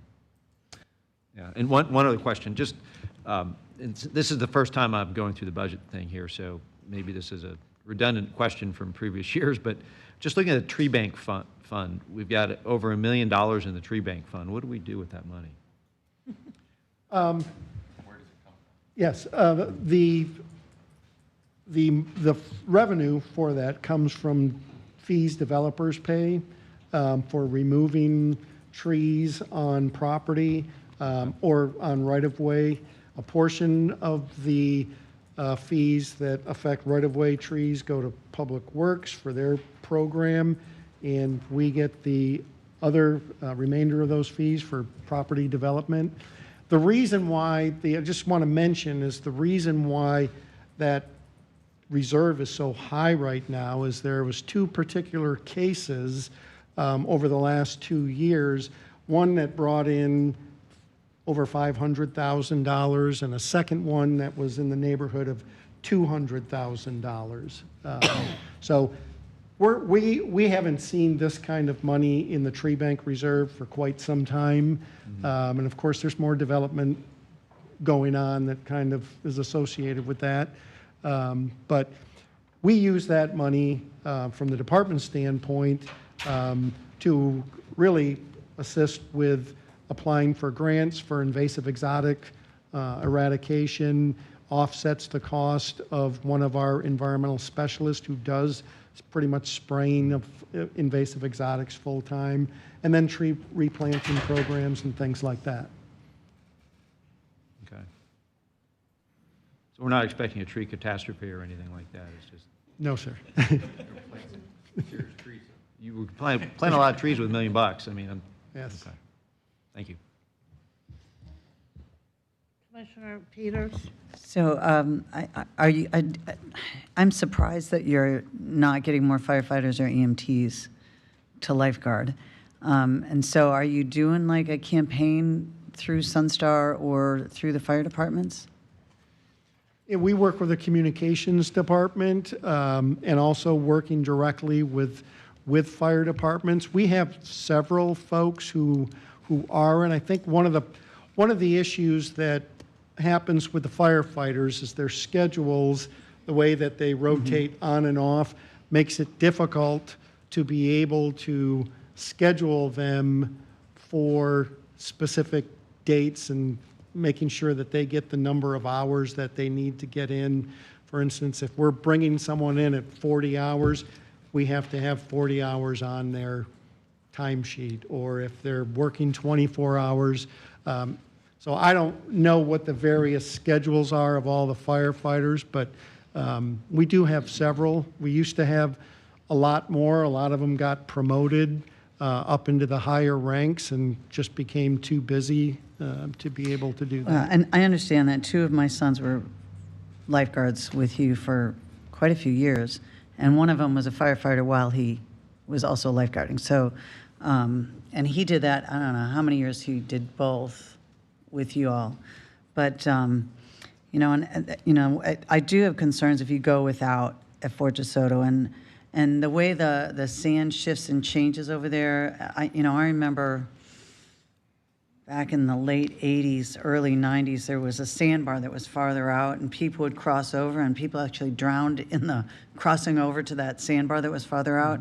And I don't know if that's there now. The last time I went out with the sheriff, there was a lot more sand pooling out that they expect another island to pop out, some more sandbars. So I feel that that may happen again. And so there's some concerns about that. But I know, it's more than that, because I know when my sons were guarding at Fort DeSoto, they spent so much time on missing children that wasn't just even on the lifeguard water side, but the missing children, and then the people on the other side of the park that decided that no clothing should be, that clothing should have been an optional thing. And so there's so much more that goes on in that park than just the lifeguarding. And so, And I think that, that is one of the things that we need to look at when we look at the whole program, is do we condense it? Certainly, Fort DeSoto, the things you mentioned, we deal with all the time. It isn't like a Fred Howard or a Sand Key where it's much smaller. We don't, have the influences that we have at Fort DeSoto at those areas. We've got people trying to swim from Fort DeSoto to Shell Key and things like that. So I certainly recognize that location is a little different than Sand Key and Fred Howard. So, in from a that safety park, perspective. yeah, that park, I have real concerns about you not having staff at it. The other question I have for you is on the Bee City. I can't tell you how many people ask me, well, what can I do? How can I get involved in the Bee City? Where they're so excited we've got this designation, but they're like, but what are you doing? And what can I do? How can I help? Can I help? So, like some of the things, well, are they going to put, plants on top of bus stops? Or are they going to, have people put plants on buildings? Or what are they going to do to help generate more, bee safety colonies? And so, I'm sure there's a place I can direct them to, but if you wouldn't mind just giving me a little brief, just for the benefit of anyone that may be watching, Sure. And the next person that says, how can I get involved, tell me where I can direct them. Right. And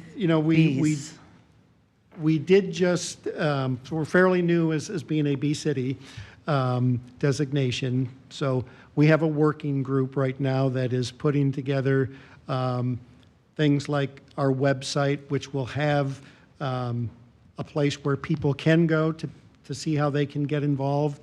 Our extension is doing a number of classes already on pollinators, how you can make your home, your garden more pollinator friendly.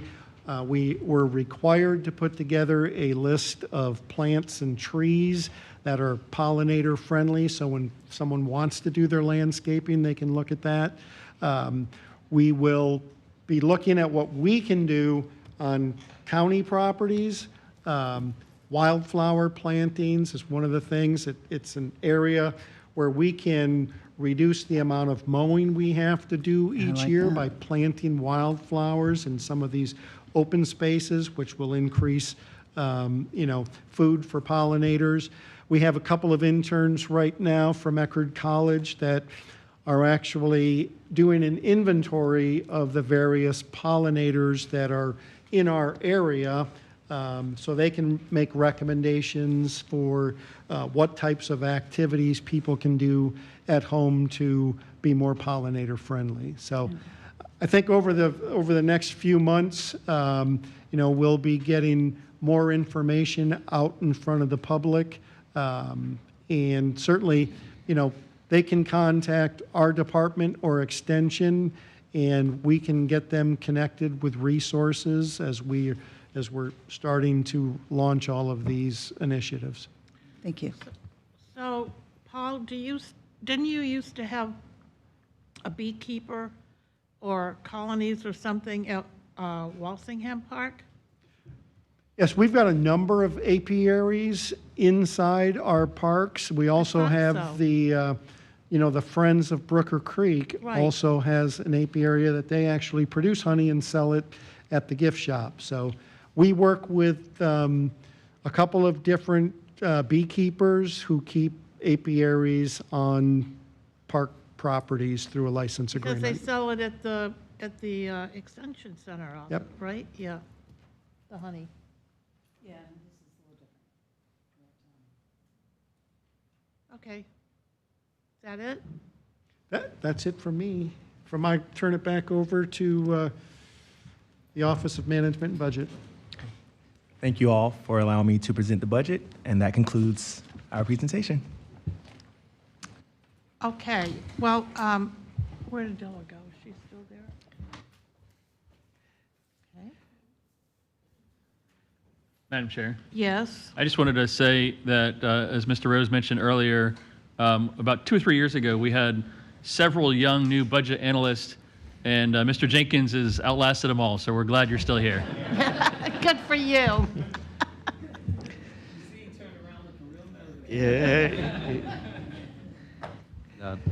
Madam Chair, I just want to apologize, want to thank you very much, and just doing some quick math, like 20 million visitors annually, that's like 55,000 people a day. That's a lot that go to our parks, and I just want to say I think you do a great job, and we've got a great park system here. Well, so, and I do want, not me, but actually the folks out in the field every day working hard. When you've seen what it's been like the last few days as far as temperatures, and they're out there working real hard, and certainly the whole team,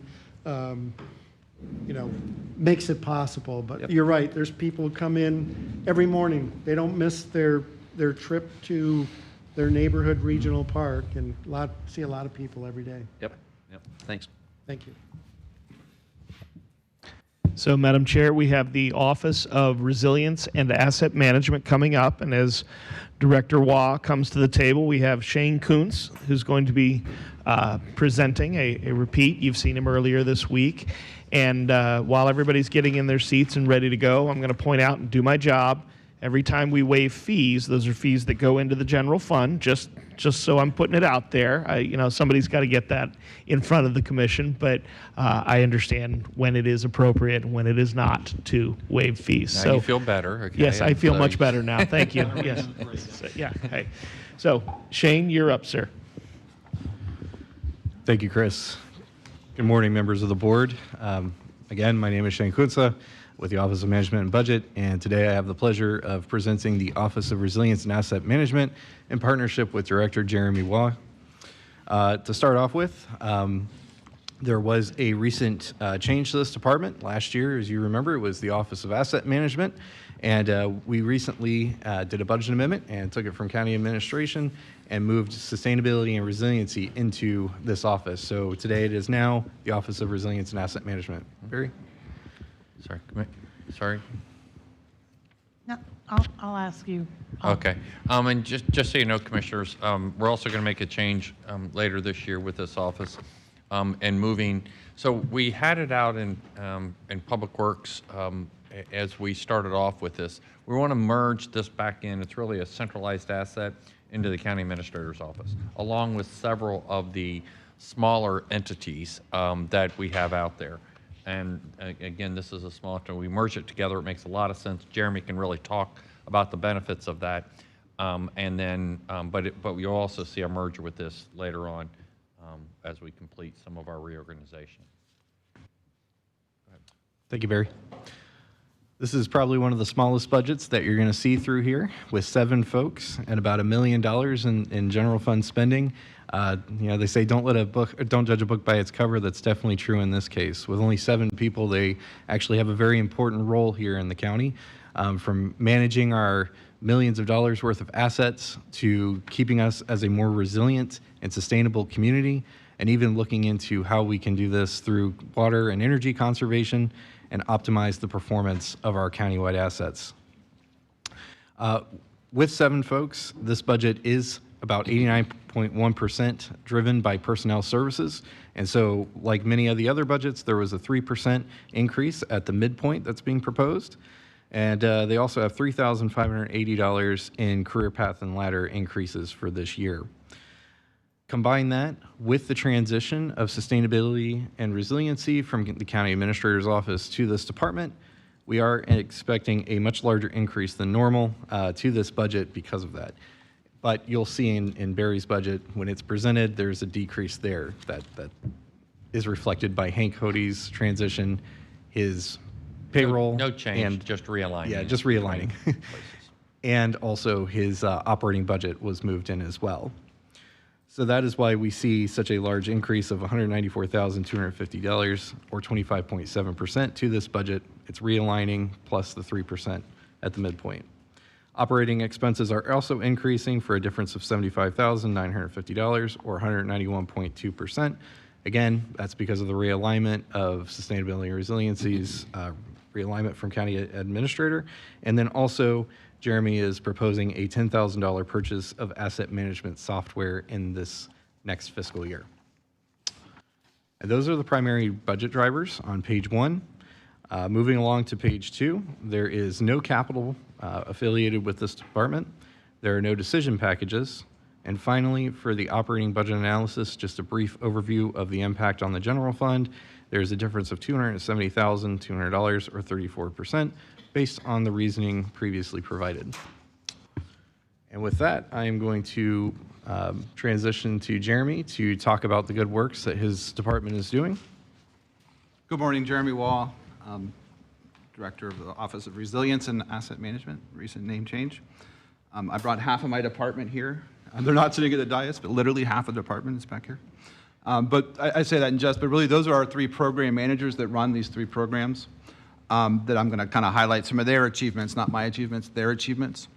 So in the energy and water realm, we're actively pursuing from a centralized standpoint our overall energy use as a county operation. So not Pinellas County Global Citizens, but our county operations, all your department operations.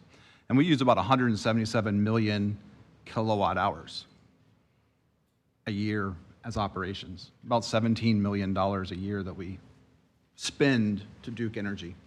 We're finding ways, we're trying hard to find ways to reduce that. So we have a person dedicated, solely focused on that. Kelly back here, Grabovec.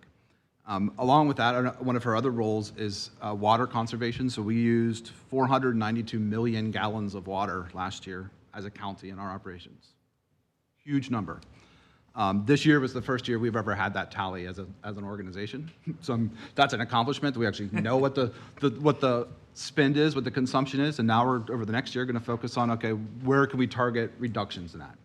And as you imagine, things like low-flow toilets isn't going to scratch the surface at 492 million gallons. So we have to find the big users and where can we find the big bang for the buck in some of these conservation activities. So some of those activities we highlight here. We've been actively pursuing Duke Energy rebate programs. Departments have been doing this on their own historically, but we've really had a hard push to go out and actively dive into their CIP projects and find where they're doing activities that would be eligible that maybe they don't even know are eligible. Chillers, air conditioners, freezers, refrigerators, stoves, all those things that we buy and use, we're getting rebates for. So we've already accounted for $20,000 in rebates just in last year. We're also actively pursuing LED streetlight conversion projects where Duke Energy may fund the replacement of the lights, so no capital outlay to the county, because it's part of their global strategy, and that may yield up to $200,000 a year direct savings back to the streetlight districts. So the county is the pass-through agency, Duke Energy charges us, and we, through the streetlight districts, charge the citizens that are in those districts through their ad valorums. Maybe that's not the right, through their streetlight district bills. But that's a direct savings back to them that we're actively pursuing. Other accomplishments we have in the asset management program, and Stephen Alston is back here in the back too. We have finalized what I call the asset risk framework and have rolled that out to the 5 departments that are in the asset management program. So all of Public Works, Utilities, Solid Waste, Parks Department, and the DAS team, the Facilities Management team, are incorporated in this asset management program. And in this risk framework, we have started building quantitative measures to understand what is the most risky thing we own, right? We all kind of have an idea, it's this bridge, it's this road, it's this park.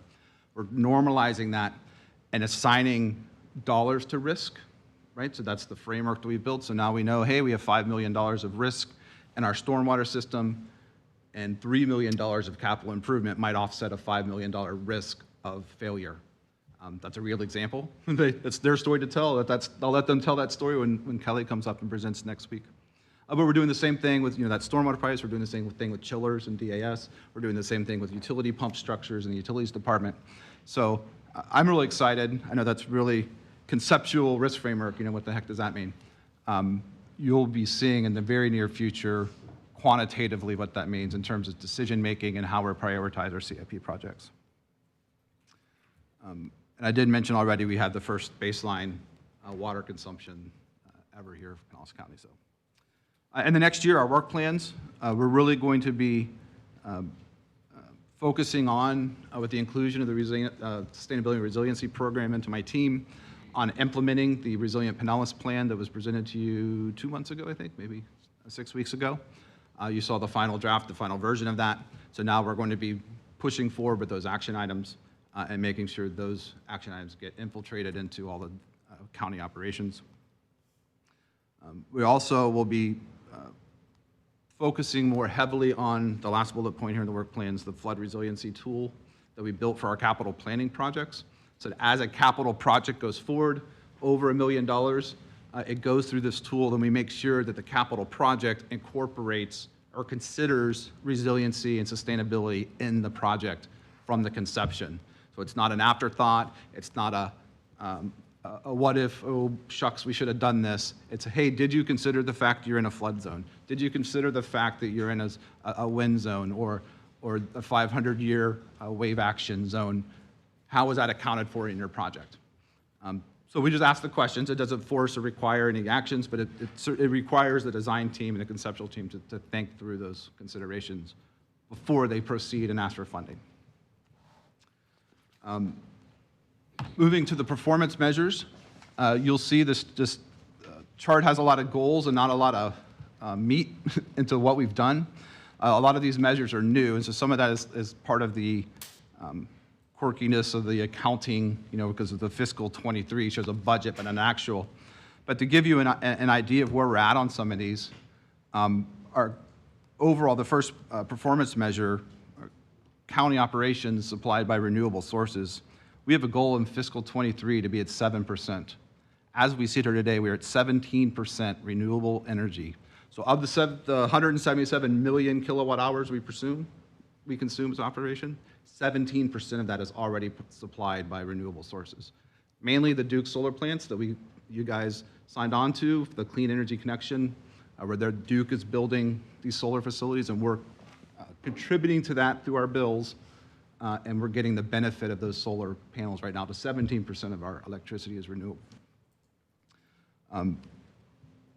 Building down through the CIP flood resiliency tool, that tool is in place.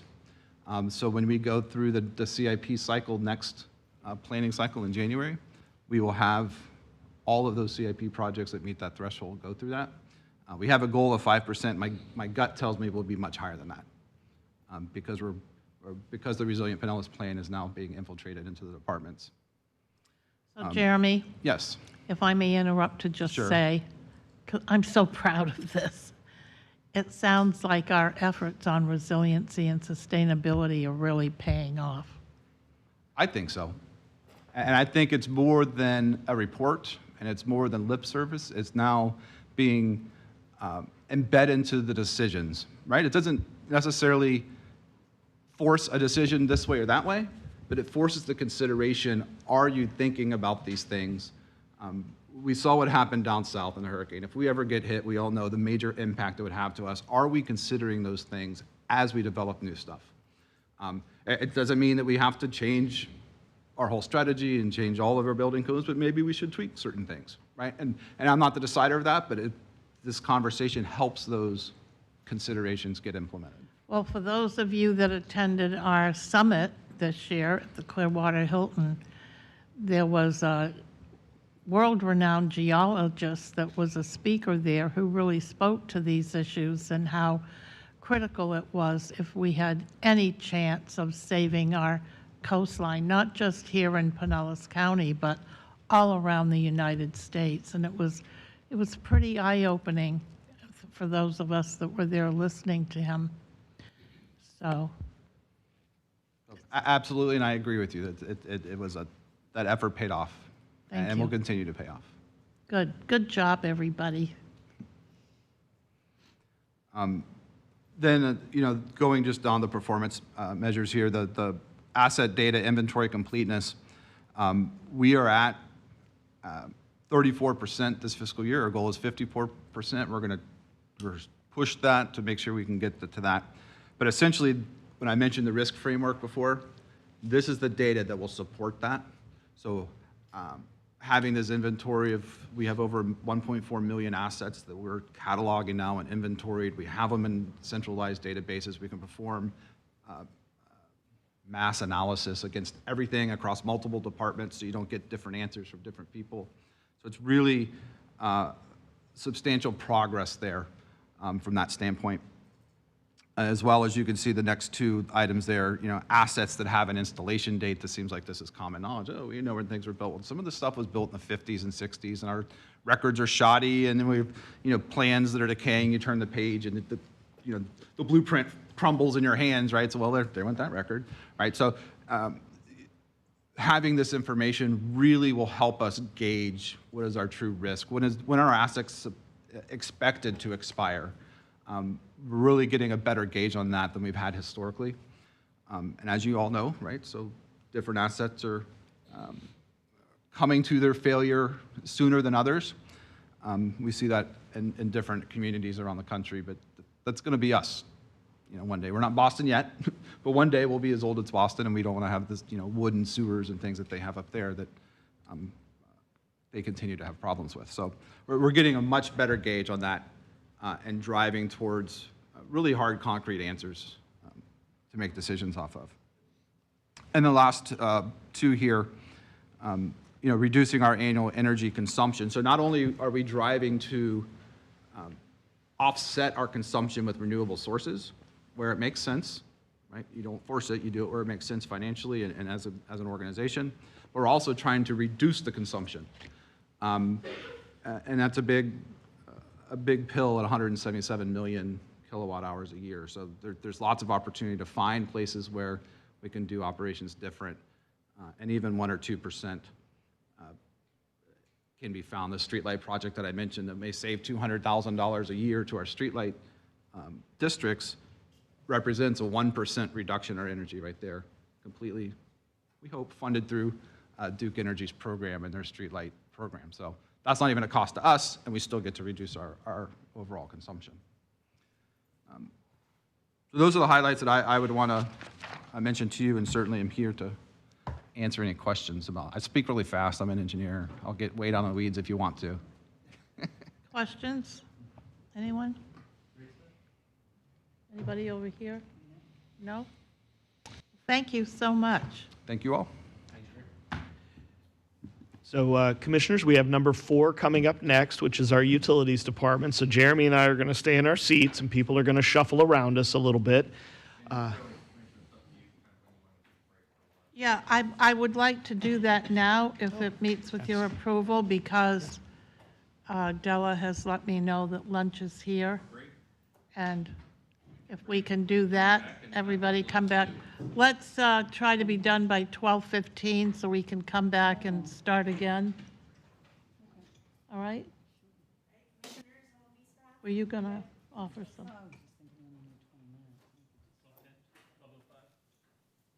What? Or whenever we come back, let's just start. Everybody's saying, let's come back by 12 o'clock.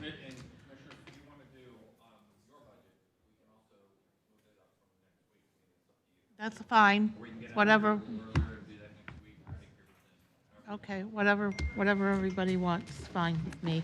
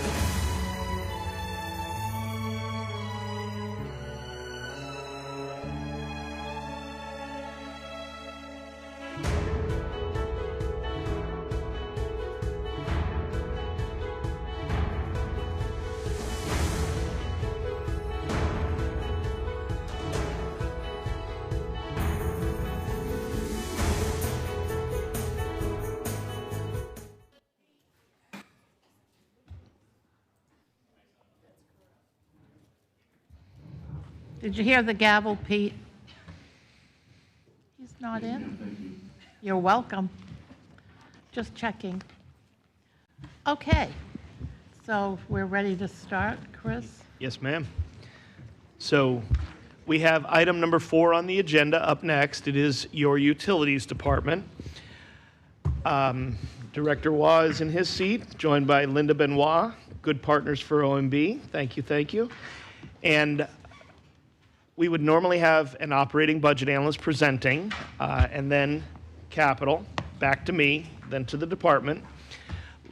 Veronica Edel, one of our longest-serving budget analysts, had a family emergency. So she has done all the hard work of getting it to this point, but I'm going to be presenting today. So be kind to me. I've picked this up quickly, but no, I'm very familiar with where they're going and how we're going, and it has become a great deal clearer since the rates passed this past Tuesday, and thank you for that.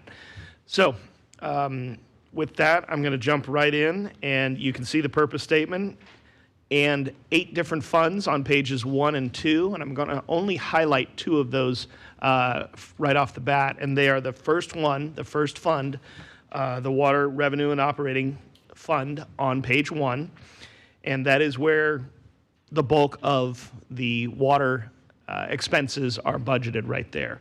And then the first one on page 2 is where the bulk of the sewer expenses are.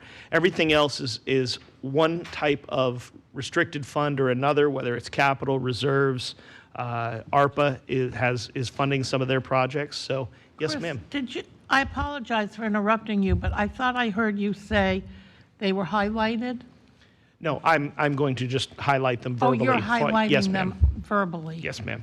I was all caught up in the fact that nothing on my page was highlighted. Nor should it be. It's all equally important, but I'm only going to address 2 of them right off the bat here verbally. So I should have said that. Yes. And Chris, would the figures you're going to give us now, they are inclusive of the rate changes that we voted for a couple of months ago? So, yes, the ma'am. rate structure. Yes, the generally speaking, there are a few nuances to it, but generally speaking, we followed the guidance that the board had given us a couple of months ago for that middle of the road process on it. And I'll go ahead and say now, that's the rate structure that we've got built in. That's not assuming that you're going to, we didn't assume what you were going to do on Tuesday, but we had to put something on the page. So, and I'll go further, remembering that rate structure that was passed contemplates bonding in the future. Nothing you've done so far obligates you towards bonding. I just want to put that out there. But it does contemplate that on the long range, the fiscal plan that we've got in front of you. So let's jump right into the budget drivers on page 3, if I may. Some of the positions will be eliminated after the AMI, the Advanced Metering Infrastructure Project, but they're not reflected at the moment. But we know that we've got that in front of you as something we're going to get to in the future. You probably already know about this, but there's a federal mandate for testing for lead and copper, and we are building that in, and it does have some fee changes that we're going to address for you momentarily, a little later in the document. But it's not a big amount, but what we want to make sure is that we have a fee that supports that so that the general ratepayer is not having to support this new mandate from the federal government. Again, we've talked about the rates, but those rates help keep both water and sewer funds solvent through the end of our forecast period, fiscal year 29. So we're always projecting out 6 years, and those rates are what kind of locked us in for solvency for that entire time. And then a couple of more detailed things. They have established a cross-disciplinary data group, and you'll see that in your bullets there, that help them make data-driven decisions, more data-driven decisions than they're already making, up to and including, of course, asset management. And they're using the asset management process and software that we have implemented countywide. But all of that's going to help drive the decisions that we're making going forward. I'm sure that Director Waugh will touch upon that when he has his time to talk. Then a quick note on vacancies. You will see that as of April 18th, they had 65 vacancies out of the 440 positions in the department. That's a lot of vacancies, but it is not terribly uncommon across the county right now. There has been, as you've heard from other departments, but I'm going to hit it too, retention and recruitment have been a real issue. They in utilities have been addressing this. They have really been working sort of a medium plan, a high plan, and a low plan, just different ways of getting people in the door and keeping them. The document says pipelines, and I think pun intended actually, but they have pipelines into the department that they're working to make sure they're getting folks in.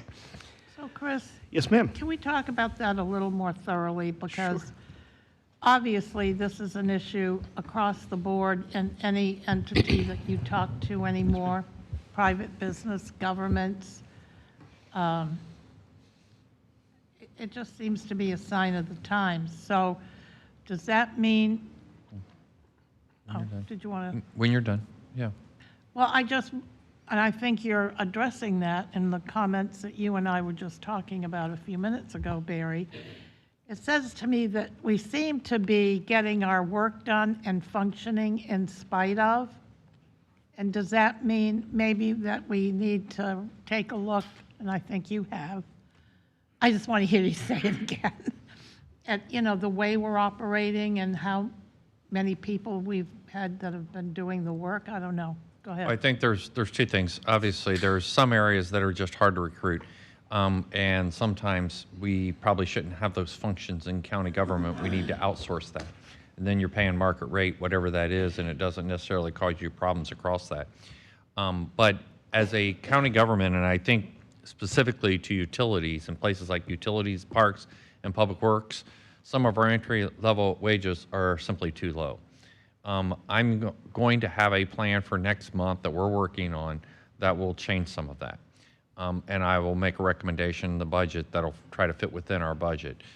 It has a cascading effect across the organization. We've done a very good job in the last couple of years of creating career ladders for people to where, you come in as an entry-level person, you get your CDL, you get a nice bump. You get your heavy equipment license, you get a nice bump, and make it skill-based for these improvements.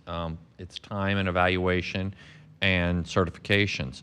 But the world's kind of passed, as soon as we get that in place, the escalating cost of employment has continued to skyrocket. And it's kind of put us in a non-competitive position, even though probably overall we're paying as much. But when you're trying to pay rent, you really don't care about retirement, especially when you're 21 years old. And so we're looking at that hard, and I think we do need to make some meaningful changes in some of that entry-level structure. But I'm still trying to put together what that would look like and how much we can do within our budget, limitations. All right, thank you. I didn't mean to take us off on a side note, but I just think it's important that we're all operating from the same page when we're making these decisions. Yes, ma'am. And important enough to make it on several of the pages in today's and other BIS sessions. You'll hear it next week too. So, and I'm going to hit another topic that we've talked about, and it's in your bullets in front of you. But inflation has hit the utilities department pretty hard. You've heard about the chemicals going up, and just for context, I know we said it went up about $850,000. I didn't tell you what it went up from.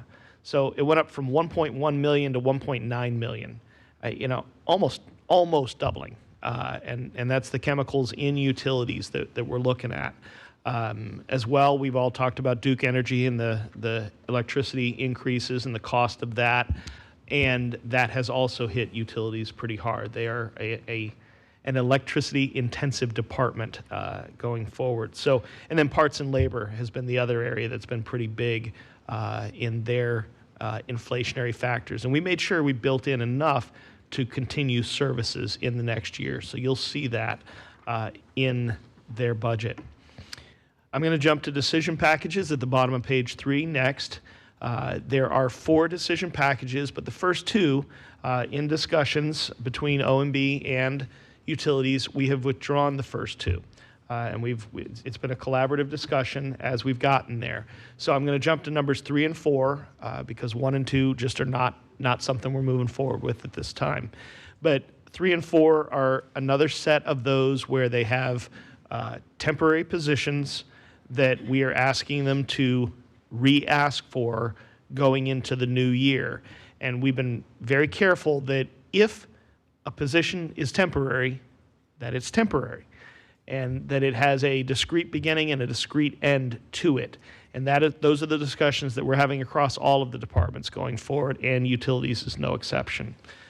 At the bottom of page 4, you'll see the new user fees that are proposed, and they're associated with that federal mandate that we talked about for lead and copper testing. They're not large numbers, you'll see, but they're there for the purpose of making sure that the average ratepayer is not shouldering that burden, that it is targeted to where those expenses are.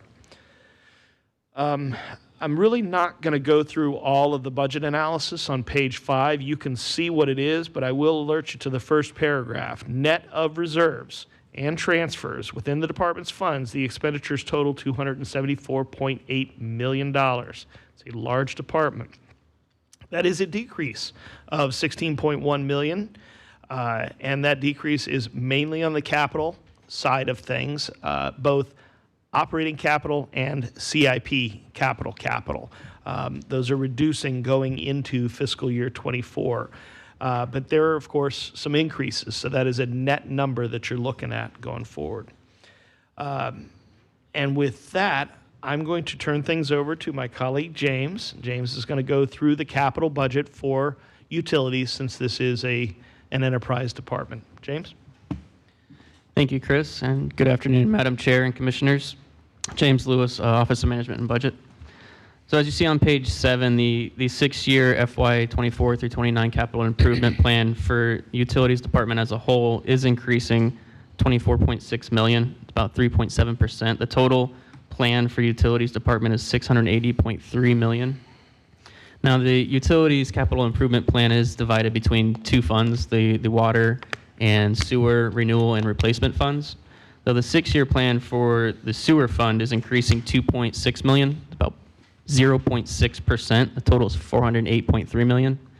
And in the water 6-year plan, it's increasing $21.9 million, which is about 10.7% for a total of $227.6 million. And utilities does have an ARPA allocation. They have 4 projects that they are completing with ARPA funding. The ARPA funding is remaining the same at $44 million through FY26. We did move some funds from one project, the Mobile Home Communities potable water system improvements. We've moved that funding to the Mobile Home Communities wastewater collection system improvements. And contained in that 6-year plan, there's also $34.7 million in grant funding from various entities such as Restore Florida, Restore Act, Resilient Florida, Swift Mud, and there's $5 million that will be reimbursed from the City of Pinellas Park through a joint project that the county is leading for their interceptor and pump station improvements. On page 8, you'll see the FY24 budget for actual appropriations. The department total is decreasing by $6.8 million, about 5.5%. The total is $115.7 million. In the sewer fund, the FY24 budget is decreasing $25 million. It's a decrease of 36.4%, and that total is $43.7 million. Again, in the water fund, they're increasing $2.2 million, 4.5%, for a total of $51.2. Now, we talked earlier about a lot of the cost of increase in materials, yet you're seeing some decreases and pretty small increases for the utilities department. We've partnered with utilities and done a lot of work on evaluating timelines and construction completion on a lot of their projects and then doing some reevaluating, reprioritizing. There are some projects that have moved out beyond the 6-year plan into FY30 and beyond, so that you're seeing the 6-year plan and the FY24 budget are really kind of downsizing to reflect what we're actually be able to accomplish. You'll see on page 69 the CIP detail report will give you a project-by-project breakdown of the funding year by year through the 6-year plan for utilities. The report does include increased funding and new projects. On page 121, you will see the forecast that Chris alluded to earlier. The increased rates of 4% for the sewer fund. Yes. I'm sorry. That you approved on Tuesday will support the 6-year plan if projects are completed at the pace they're proposed. That will require 61.6 million in borrowing, or other revenue, or reprioritization. We have identified some future funding on some of those projects. That's contained in that detailed report for you to see.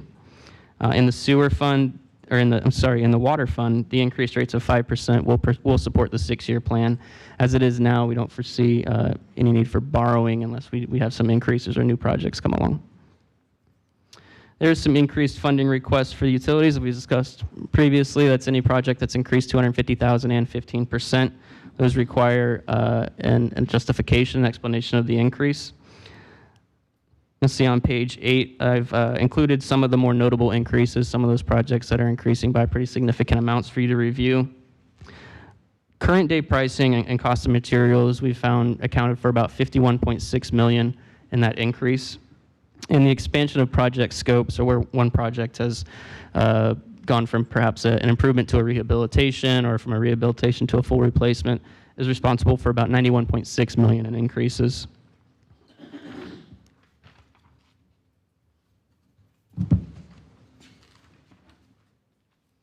On page 58, you'll see the increased funding and new project request report, which will give you some more details and description of all of those increases. I will point out to you that we did a review of some of the bids compared to engineers' estimates. We also consulted the producer price index for the cost of material increases, and some notable increases were PVC pipe, which is used in a lot of utilities projects, increased 35.8% over the engineer's estimate, and then the PPI increased 4.1%.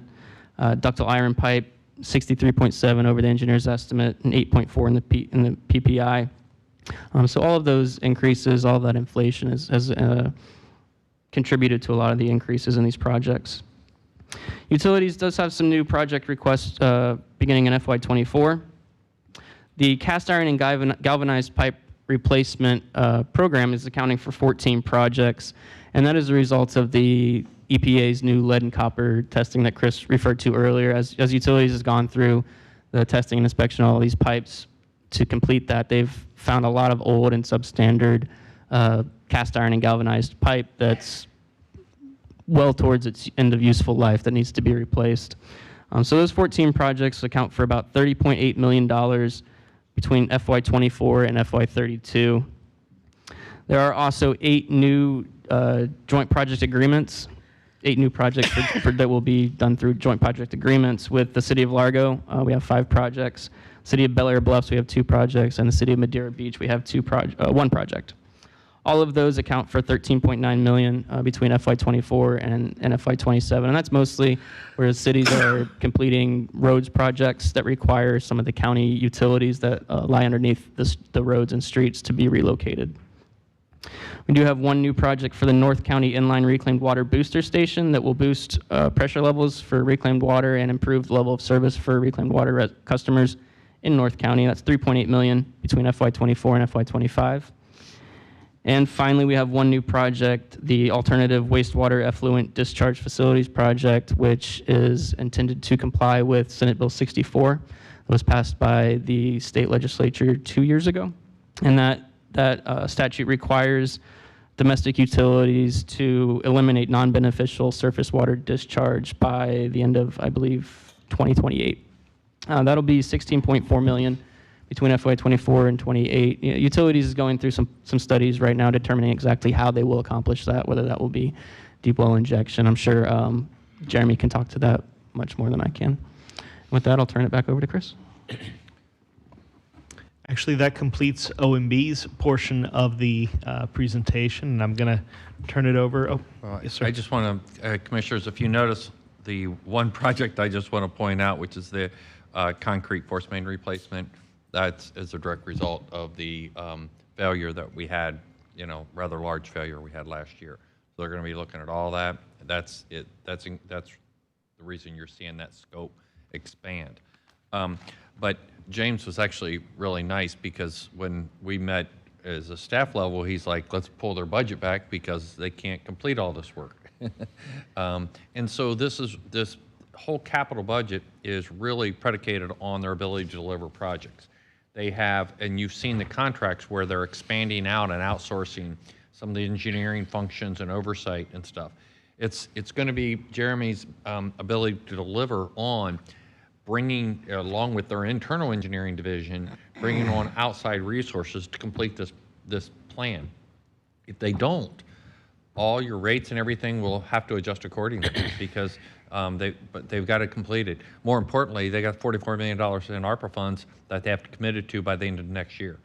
And so there is no choice. So they've got to get these projects done.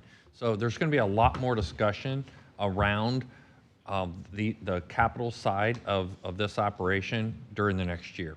And so we'll keep you informed. But their ability to bring on these outside contracts and be able to deliver on the project managed to get these projects in the ground is absolutely driving everything in this budget. So with that, I'll turn it over to the acting director. Thank you. Jeremy Wall, the interim director of utilities. I have with me Linda Benoit, who's our financial director for our department.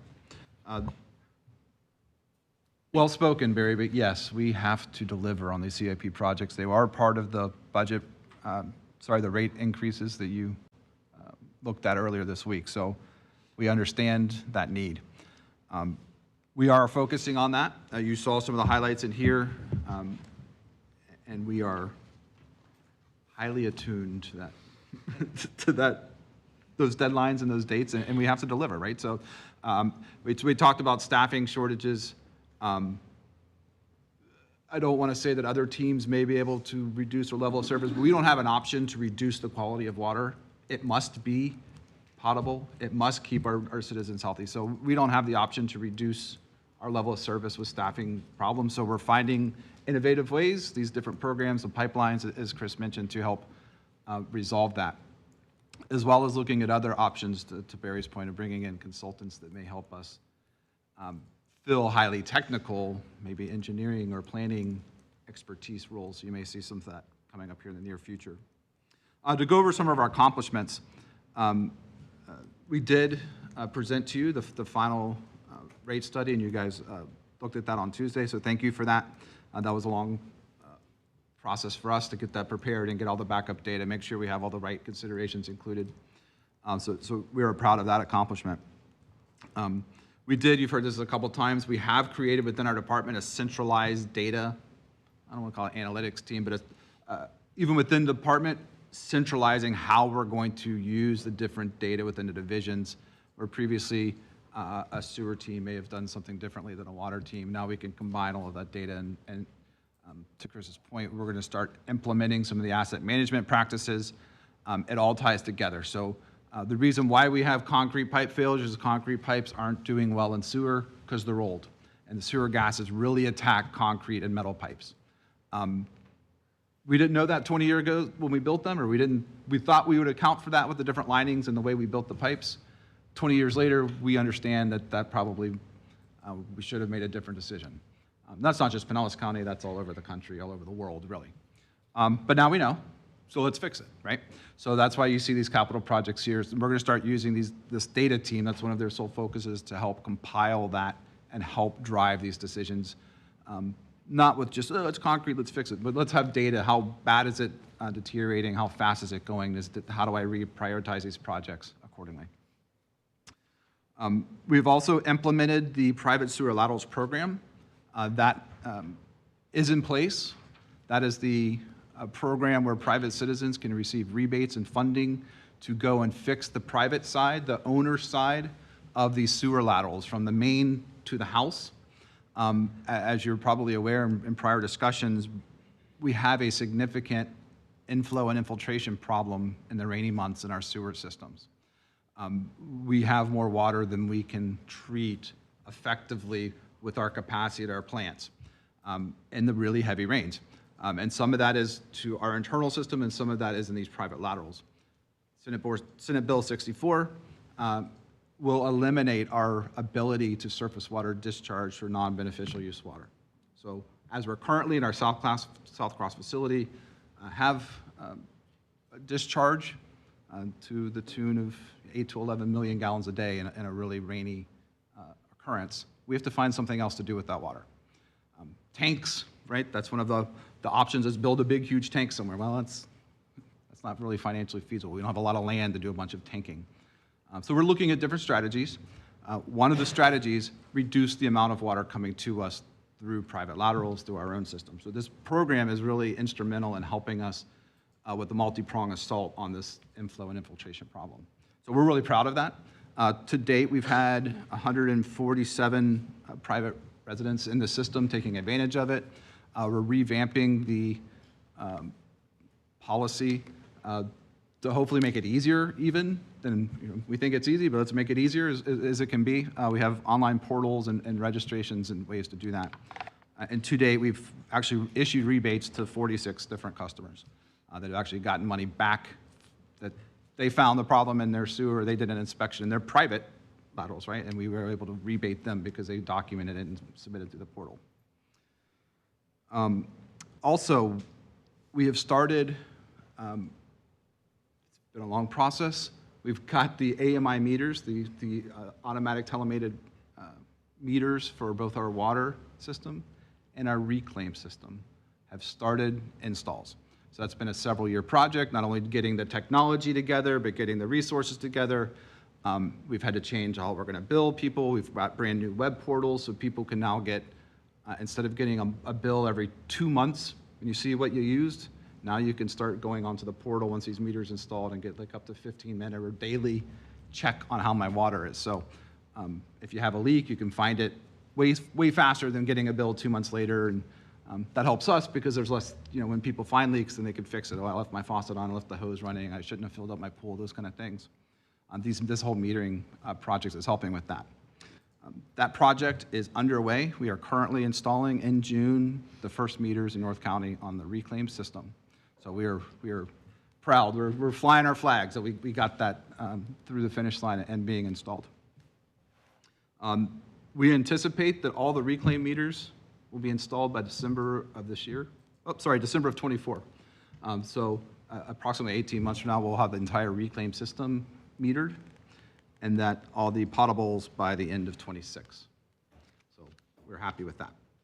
And that will align with, you heard the staff projections. Once we have the automated metering system in place, we anticipate that we could reduce some of our staffing load over time.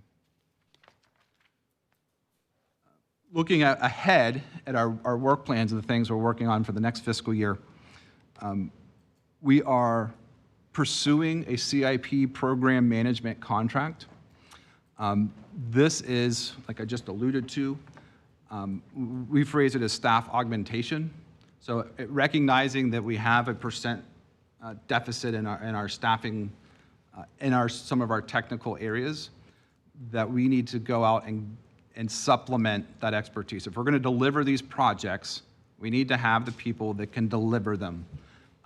And instead of just saying, okay, well, to an earlier point someone made, well, it seems like we just keep getting stuff done, but our people are running to the edge of their rope. I mean, they're at capacity, for sure, and over capacity.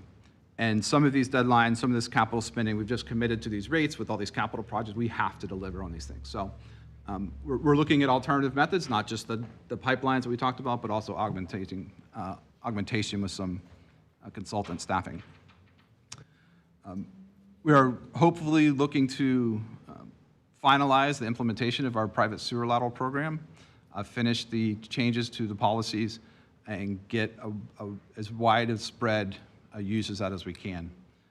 It is a significant issue for us, the private side infiltration. We are definitely focused on compliance with the Senate Bill 64. That is a huge implication to us and how our facilities operate. We have people looking, consultants, staff, at ways to mitigate that, whether or not it be wells or tanks, offline storage, reducing the flow that's coming to us. All of those will be a multi-pronged solution to that problem. We are currently negotiating with the city of Bel Air to become a wholesale provider of their water. So they will not be retail customers, but they will come over to us as a wholesale customer. They want to maintain their interaction with their citizens as a utility, and that's fine, but we'll provide them with the water and help more centralize some of the water distribution in the county. Another ARPA funded project, I'm talking fast, so please, stop me if you need. Another ARPA funded project that I think you're aware of. Sorry, go ahead with the question. Quick question, when is the Bel Air, when's that going to be complete? The contract draft is currently in the legal process. When I say legal, with reviewing the legal teams to us at them. I think the final draft was back and forth this week. They just made the decision, because they had two options. And so they just made the decision, not a month ago or so. What was it? It goes to them first. Yes. But so that now we're working on the contract. So I would anticipate some probably this year, calendar year. Another ARPA-funded project that's we are pursuing heavily is the septic to sewer. This is a program where we are taking, we don't have a lot of septic in Pinellas County, but we still have pockets. There are 4 or 5 up in North County along Keystone Roads specifically. Whole neighborhoods that are septic that contribute to the water quality problems in Lake Tarpon up there. So we have some funding to go and bring them onto a county sewer, to bring them into our service customers instead of letting them be septic. And we've approached the communities, they're receptive to it, so it's not like we're forcing anything on anyone. We've done a communication with them and they're on board. So we're pursuing that project heavily now. The design engineer is being selected, I'll say that. The bid is out and the selection committee is meeting to review that here in the next month. So that project will move forward this fiscal year. Another one that's hot on our radar is the mobile home collections facility. So a lot of our mobile home communities are in private water, private sewer. They've maintained their own stuff to different levels. Some communities are really good at it, some are less good at it. So we have some funding here also through the ARPA and Resilient Resilient Florida grants to go and convert them from private systems to our public system. There's a lot of work associated with that, as you imagine. We're going to be pretty intrusive in their community. To rebuild a sewer, you're tearing up all the roads between all these units of in community residents. So we want to make sure that they're highly engaged. Again, it's a voluntary. It's not we're forcing anyone to do it. So the ones that are on board, I think there's 14 of them, are highly engaged with us, and we're communicating with them pretty regularly about here's what's happening, here's the plan. So that is moving forward as well. And lastly, you saw Paul Sacco up here earlier talking about solid waste. One of the action items or work plan items for us this year is to continue to explore the Regional Resource Recovery Facility. So this is intended to be a place where you could bring some of the waste that is difficult to handle at the solid waste facility, as well as some of the solids that we generate as a sewer utility, the waters and some of the solids, to say it politely, and use that facility to recycle and produce other, gases and fertilizer pellets, biogas, things like that that are then retailable and resellable. So reduces the load at solid waste, helps the sewer facility get rid of some of our byproducts from treating the water. And then we're working with our regional partners, I'll say the Pinellas County region, maybe not outside this region as much, to bring them on board into that so that they could bring from their sewer facilities and their tires and their solid waste where it makes sense. That is moving forward. We're working on that right now with those partners and having pretty regular meetings with those stakeholders to see who's interested and who's willing to work with us on that facility. So that's what we're working on. I said a lot there, so I'll stop and ask if there's any questions. questions, anybody? No? Anyone over here? No? Madam Chair, I have a question. Madam Chair? Commissioner Scott? No. Yeah. Thank you, Madam Chair. Quick question coming back to the staffing. We're 65 positions down now. Yes. I'm assuming that the personnel budget for forecast for '24 is with all of those positions filled. Correct. Is that realistic? Probably not, right? So let's be real. Even if we fill those positions the way the market is, you'll lose people. We brought up how hard it is to find utility workers at the field level. The reality is the competition, all of our peers have the same gap. As soon as we get someone trained, if we're not paying them better, they'll jump, right? $5 an hour makes a lot of difference to that caliber, that level of worker. Right. So we're looking at the other options to keep those positions. If they're not permanent, that's why we have the request in here for decision package for temporary work. At a highly technical level, engineers, planners, that type of thing, accountants maybe, that we would have this staff augmentation contract that we're going to present to you here in the near future to supply temporary work at that level. The goal would be, if we fill those positions with permanent positions, we will remove all of the temporary and staff augmentation because I have a body here to do the work. I mean, let's say we didn't fill any of them. I mean, presumably to turn the tap on, the water's still going to come on and flush the toilet and everything's going to work fine. So I guess my point is do we need those positions if we're delivering the service that I'm now? And is there any way to automate so maybe we don't have to fill them? Is there a technology that we can use that? Yeah, so absolutely technology, and that's part of what the AMI metering project is about, is to bring us, I don't want to say into the future, but bring us to a more modern state, not just for the customer delivery, but also then for our back end, how we manage the billing and the process, because the computer can do a lot of it now if we have automate the meters. As far as service delivery, yes, the water will still be clean. And yes, because we're going to produce that, we're going to give that level of service. Right. The problem is the things we know that the train that's coming down the tunnel at us in 10 years, we need to be replacing those pipes now, so when they don't break in 10 years. We need to have the staff on board that can help find and do those future-looking projects, those future-looking replacements, not just maintain what we have, because there's more infrastructure out there than we can adequately maintain. Maybe, I don't know if I phrased that right, but. But Jeremy, is a lot of your vacancies in a lot of the entry-level positions? Do you have a breakdown of that to the commissioner's question? The reason I say that is they use the temp positions, so there actually is somebody in it. It's just staffed by a temp. Right. And then they also evaluate the temps and then bring them on and hire them, if they're performing. So they use that as kind of Yeah, we use trainee level. underfill is some of the position titles. We bring in the temps. It's almost But those are like more manual positions. So they're responding to sewer breaks or responding to kind of day-to-day stuff. For that level, I just don't know the breakdown of 65 in terms of whether somebody's in that position or not. So do we have temps now filling these 65 positions? Some of them. Some of them, not all of them.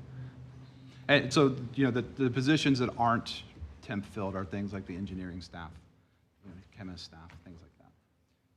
And I see a lot of these are customer service, maintenance. A lot of customer service positions and maintenance positions, it seems like. But you do have some higher level positions, some that require certifications and stuff. So when the AMI meters when that's complete, how many people do we have running around reading meters? I don't have that answer offhand. But it's a planned elimination of those positions when the AMI comes on. So they have that as that was part of the pitch to invest, is the savings on the staff side over time. And do you have that number? I remember 6 was the number I remember. That's but what I thought was yeah, 6 but positions. it's 5? 5. Okay, 5 5? Okay. And also, on page 102 of the document is the vacancy report. You can see attachment 5. Yeah, that's what I was looking at So back here. page 102. Now, it's a little dated. It's as of April 18th. So they've been filling and losing at the same time. But their concentrations are in operations, what you're saying, the sort of frontline workers, the engineering group, just as you said, and those are the ones that they're really focusing on. So. But to the heart of the commissioner's question is, if we've had a position vacant, well, then why do we need to fill it if we've been able to meet our goals? That's part of OMB's analysis that they've done with every department as they meet with them. And so they go through and say these positions have been unfilled, well, let's eliminate them, okay? So they go through that and they have to have justification for being able to keep them, So they do that. I know this one only because when I met with, staff, several of them were temp type workers, and we had, this goes back a few years, but that's when we had problems with even bringing somebody on board, and the person's been a temp worker for 2 years, and it's like, well, if they're working alongside our workers, why haven't we got them hired, right? And so I know that they underfill a lot of those that way, and it's a good way to get a trial run with someone, to see. But they do that analysis to try to eliminate, positions if it's not justified. Right. Okay, Commissioner Justice. Thank you, Madam Chair. And that also goes to, I think, our retention, because we are asking our employees to work, Yes. harder to fill those gaps, to catch up the slack. And at some point, I mean, the employers will do that for a while, but at some point, when another opportunity comes across that, it's a little easier to walk out the door. But so I think that's part of this whole formula, and it's not just moving to technology because it's great, but having that staff savings is critical, not just for the money, but because we need to find the staff. But really, I just wanted to thank Jeremy for stepping in and met with him a lot in the last few months about different issues, and he's personally taken an interest in one of our constituent cases, which has been very helpful. So just wanted to say thank you. Very good. Commissioner Flowers? Thank you, Madam Chair. So when we first began talking about the automation of the reading for the water meters as well as reclaim, I did ask a question about the staff that were currently doing the job, which I guess it's about 5 people or so. So for some of the positions that you have that either in this department or any other department that's needed, I sincerely hope that we're looking at those potential 5 positions to see if their qualifications match up to those positions so that they are able to retain. Because on one side, we need employees.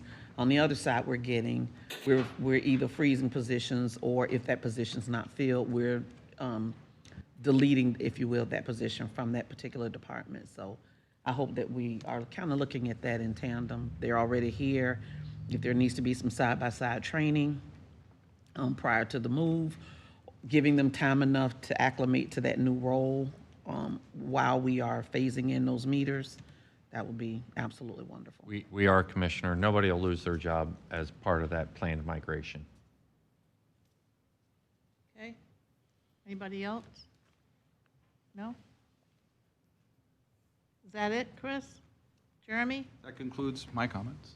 That's it, Commissioner. Okay. Look at us Thank you. moving right along here. What are you laughing at? County admin.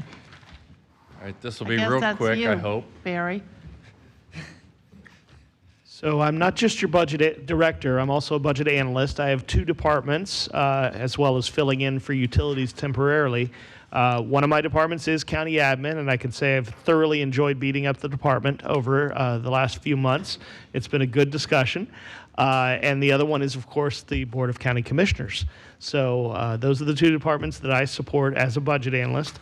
And I'm frankly stalling for time a little bit till I can get my document in front of me. So county admin, I'm going to present. I'm going to turn it over to Barry. No? Yeah, Okay. just go ahead, but it's a summary document. The changes are really reflected in moving like Hank's group over to Jeremy's. Yes. And we're going to see some additional changes because we have a structural imbalance where we have departments of 500 people and a department of 4 people, and that's not really a department, that's an office. And so we want to do a little consolidation and have offices within the county administrator's office. It's subtle, but it's meaningful in how we can kind of coordinate some of those activities. So we will be bringing Office of Asset Management back along, with the resiliency as a function of our office. So you'll see some structural changes. No change in people, no change in that.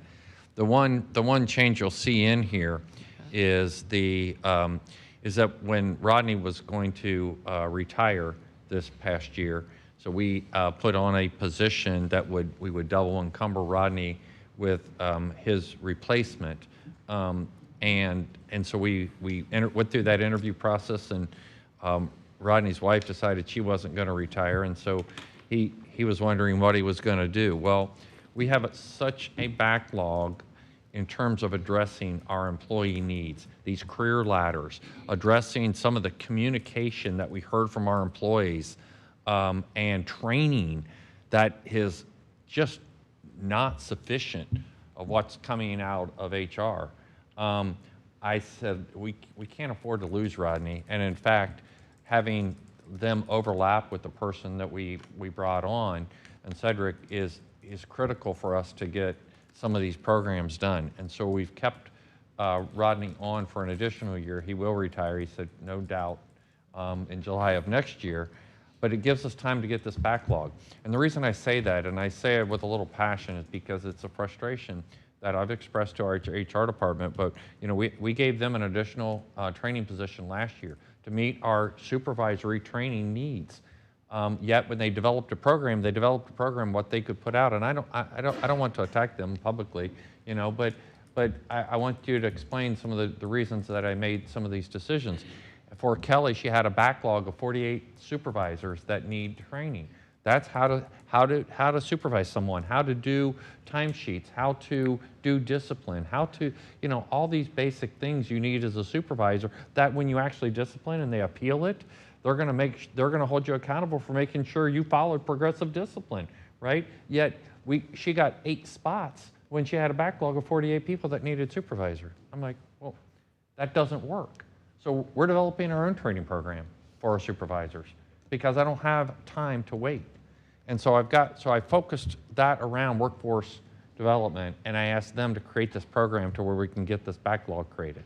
Maybe 8's enough in the future after we get through this backlog, but but it's simply insufficient today. And I've seen them lose cases with employee discipline to the personnel board because they didn't have sufficient documentation. Well, how can I hold the supervisor accountable if we didn't train them? So that's the reason you see that one change, and I wanted you to understand it because I'm also probably going to make a recommendation that we pull back the training position and defund it out of HR if it's insufficient to meet our needs in terms of training. So that's basically the one change within our office. Everything else is pretty much straightforward. And in terms of the goals and objectives, all these have been talked about with you, and they're reflective of your direction and things that you've been looking for. So. I agree. You can see the budget drivers there. They're all right in front of you, and they're nothing you haven't heard in other departments already. So there's really not much to add. Is that it? That's it. No questions? No comments? No concerns?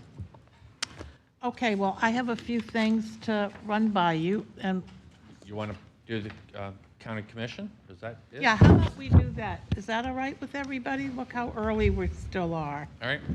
All right, so I am the budget analyst for that as well, and it is not in today's agenda. It is in next Thursday's agenda, so I'm going to ask you to jump ahead. Can you just give us a minute to get there, Yes, ma'am, please? I can. That would be lovely. Pull it up. Well, if I could, okay, next Thursday.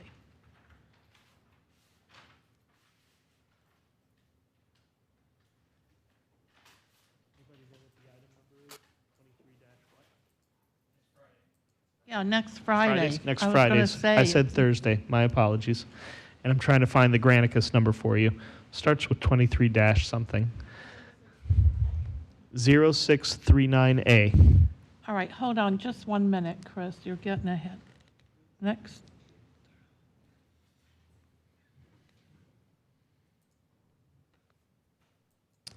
Well, what's the date?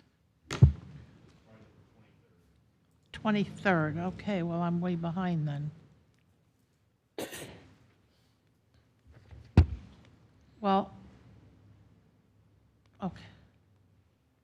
All right. Yay, I finally got there. Everybody there? Yeah? Okay, let's go forward then. All right, so just like the county administrator's office, the Board of County Commissioners is fully general fund funded. You can see the purpose statement at the top, and stepping right into the budget drivers, you have the same 3% on the midpoint for all non-elected employees of the Board of County Commissioners.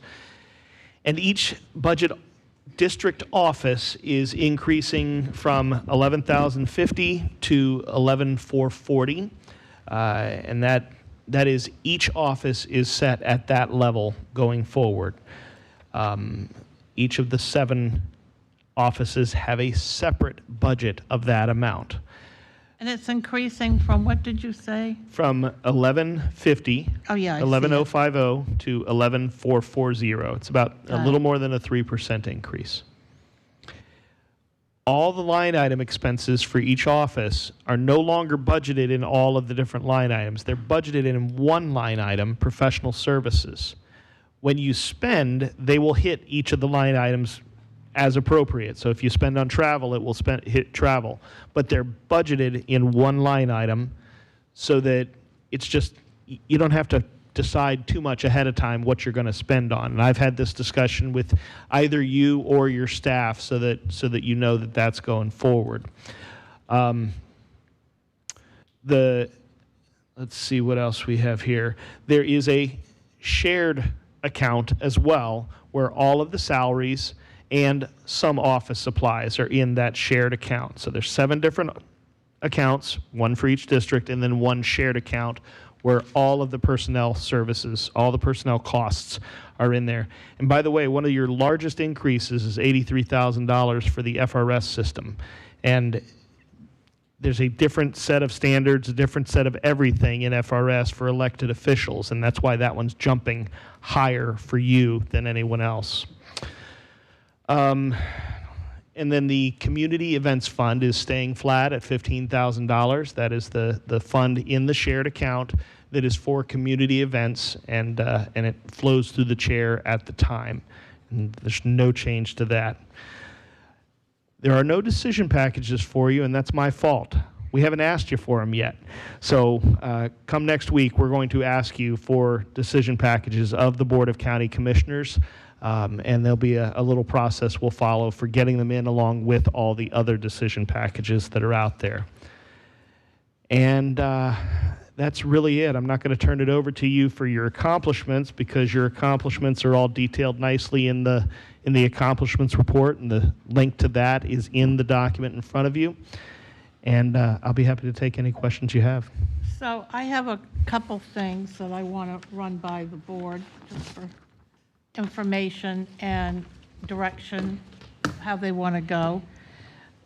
We have received a notice that the Mayor's Council dues has gone up from $400 to $1,000. Dang. And I'd like to get a consensus. Yeah, They no, only no. meet, well, here's the thing. This is why I hesitated in just going off and signing off on it, because they only meet, they used to meet I monthly. know, yeah. Now they're meeting 3 times a year in a meeting, because the 4th meeting is their holiday event. And at the holiday event, we all end up paying anyway for our own lunch. So I'm not really quite sure. And didn't they change the location of where they meet? They don't meet at the Marriott I don't anymore? know. Yeah. Yeah, they changed their, Last time when yeah, Tampa Bay Regional. Oh, at Yeah. the Tampa Bay. Yeah, so they're not Regional even paying Planning that kind of Council? money. Yeah, they're not Okay. even paying for the, yeah, And somebody's, like the sorry, the sponsor of the lunch, or of the meeting sponsors lunch. So depending on who the sponsor is, it may not even be a good lunch. So put that under consideration. And we know food's important. Yeah, I mean, especially if it's a $600 hike, so. Well, that's why I'm asking, because, I know we don't vote here. I don't like them for I don't like 'em that much. $1,000. Yeah, that's, I mean, sorry.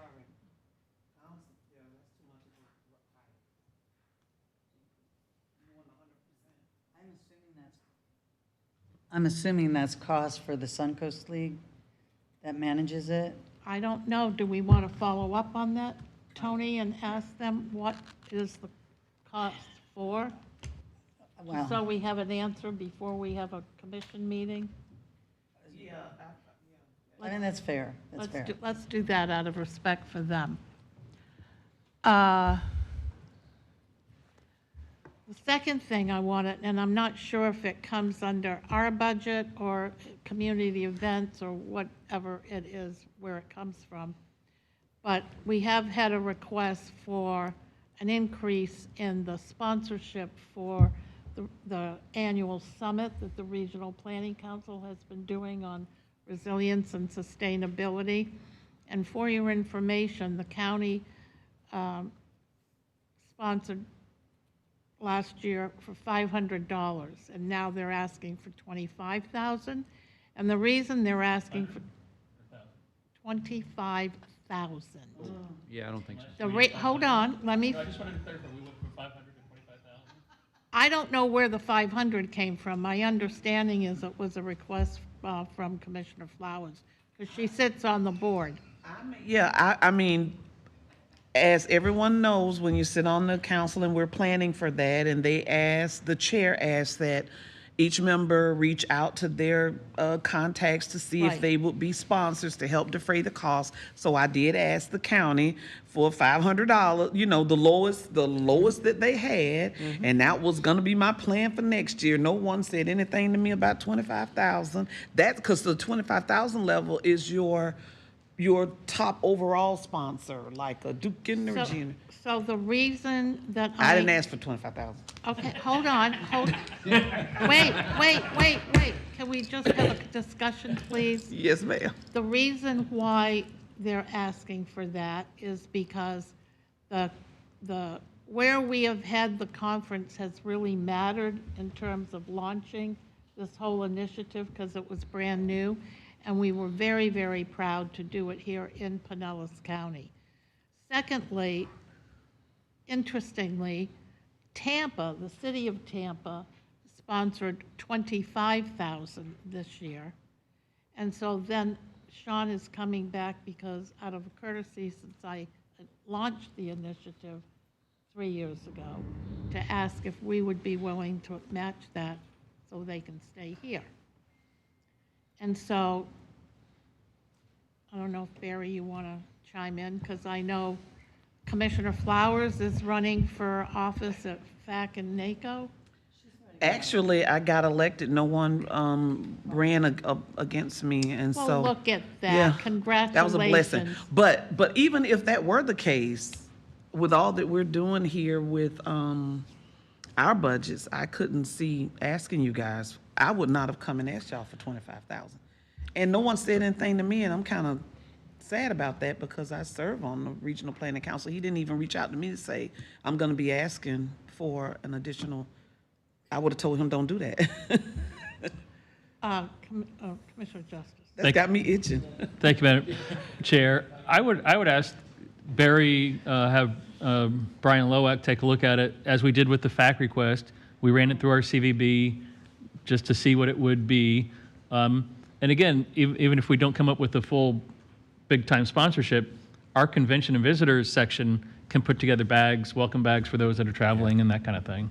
So when we looked at the fact, just to give you a little context there, because we do sponsorships for conventions every day of the week through them, and they look at it based upon out-of-town visitors, and it's really about promoting the destination. So, somebody coming from Tampa over here, they already know the destination, right? It's different than having meeting planners coming from worldwide and promoting the destination. And so that's where the kind of the $500 number come from, because that's kind of what they said would be, in that realm. When you say they, are you saying the TDC? CVB. Yeah. Well, I think they were very lacking in information, because I can tell you that we have had visitors from the Netherlands that have come to our summit. I understand. And we had visitors from New Orleans and Houston that have been to our summit. Well, I understand, but And even the people coming but from Glasgow end up. Puerto Rico and, yeah. But 95% of them are here, okay? And I mean, they do look at those things, and we can always look at those, and I have no problem with having CVB look at it. Now, that's how they look at it from a convention planning standpoint, because they get, think about all the hotels we have that have meeting space. They're engaged with all of them, and so I don't even see any of that. That occurs at the CVB level. So that's how they look at sponsorship from the CVB side. Now, on these others, that seems to be kind of the new thing, because we had the same thing come up at Miami sponsored. Miami was the only time that FAC got money was Miami, and they did it because the cost of running the conference was higher because it was in Miami, and so they tried to offset some of that cost. The only other time that money was given to FAC was, I think Tallahassee gave it one other time. So it's not like, it's kind of like the new next thing of a sponsorship. And so I just give you that for a little context, because we were trying to find out kind of where the ask came from. And it's not the local member, it's really, I think, more central at FAC. Now we'll look at anything you want us to look at. You just tell us, and we'd be happy to look at it. Madam Chair, if I may, when I made the request for the Florida Association of Counties, it was because they were having a conference here in St. Pete, downtown Hilton. And I thought, since they were in our community, it would be nice if, with us being here, and that would be, so I ended up going out and raising $15,000 and put on the host event, if you will, at the Dr. Carter G. Woodson Museum, and then partnering with others after we had that conversation. But that was why I made that ask, because it was here locally, and I thought it would be nice if we did that for, those that were attending. Anybody else have any thoughts? But I think 25,000 is a bit high for, especially with us looking at, and I mean, I love serving on the Tampa Bay Regional Planning Council, and I did go out and I communicated and was able to raise some sponsorships to help with defraying the costs at some nice dollar values with some organizations who typically, like the St. Pete Housing Authority and others, who don't typically support events like that, but saw the need and felt my request. But I think 25,000 is a lot for us when we're looking at our budget and seeing all the different things that we have to do. If it can be run through the CVB, then that's fine, or what Commissioner Justice suggested. And I just want to, since you mentioned it, Renee, the year we started, I raised over $100,000 for the Regional Planning Council to be able to put it on, because they had never done anything like that before. But we did have a lot of other outside support from the Dutch. Made a very sizable contribution, and so did the folks from Houston and New Orleans. So it's, as you well probably can guess, it's not inexpensive to put these summits together, or conferences, or whatever you want to call them. And we've got NACO coming down the pipe. Aren't you on NACO? Aren't you trying? I'm not on the board. Oh, you're not? I didn't get it, no. NACO's next year, isn't it? Yeah, in Tampa. What? It's in Tampa next Yeah. Oh, nice. And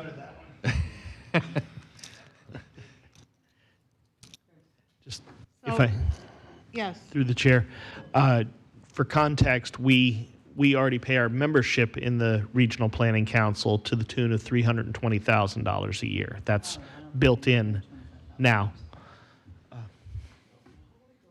I know it was sizable, I just didn't know how much.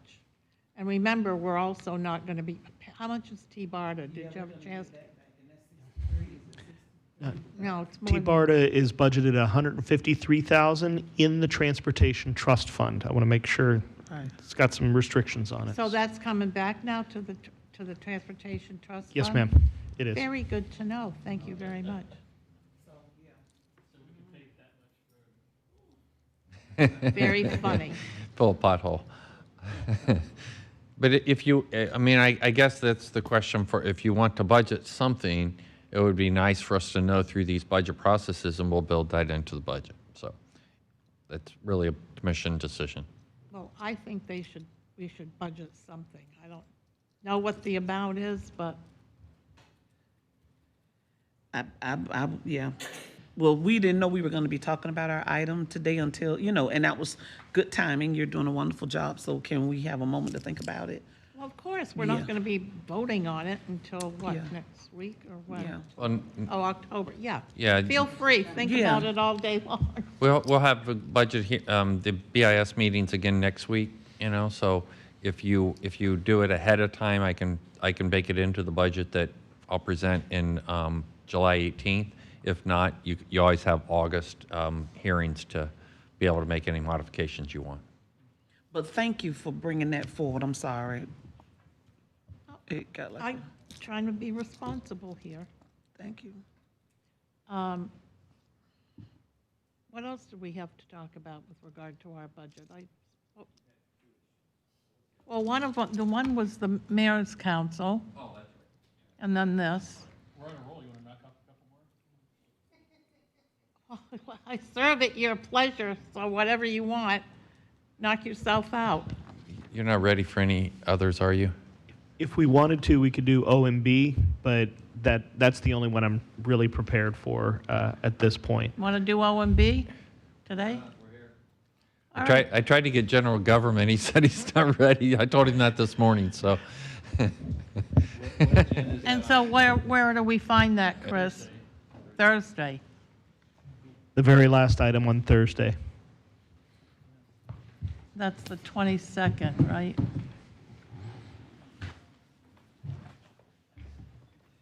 What is so funny, Charlie? Uh-huh. Okay, here.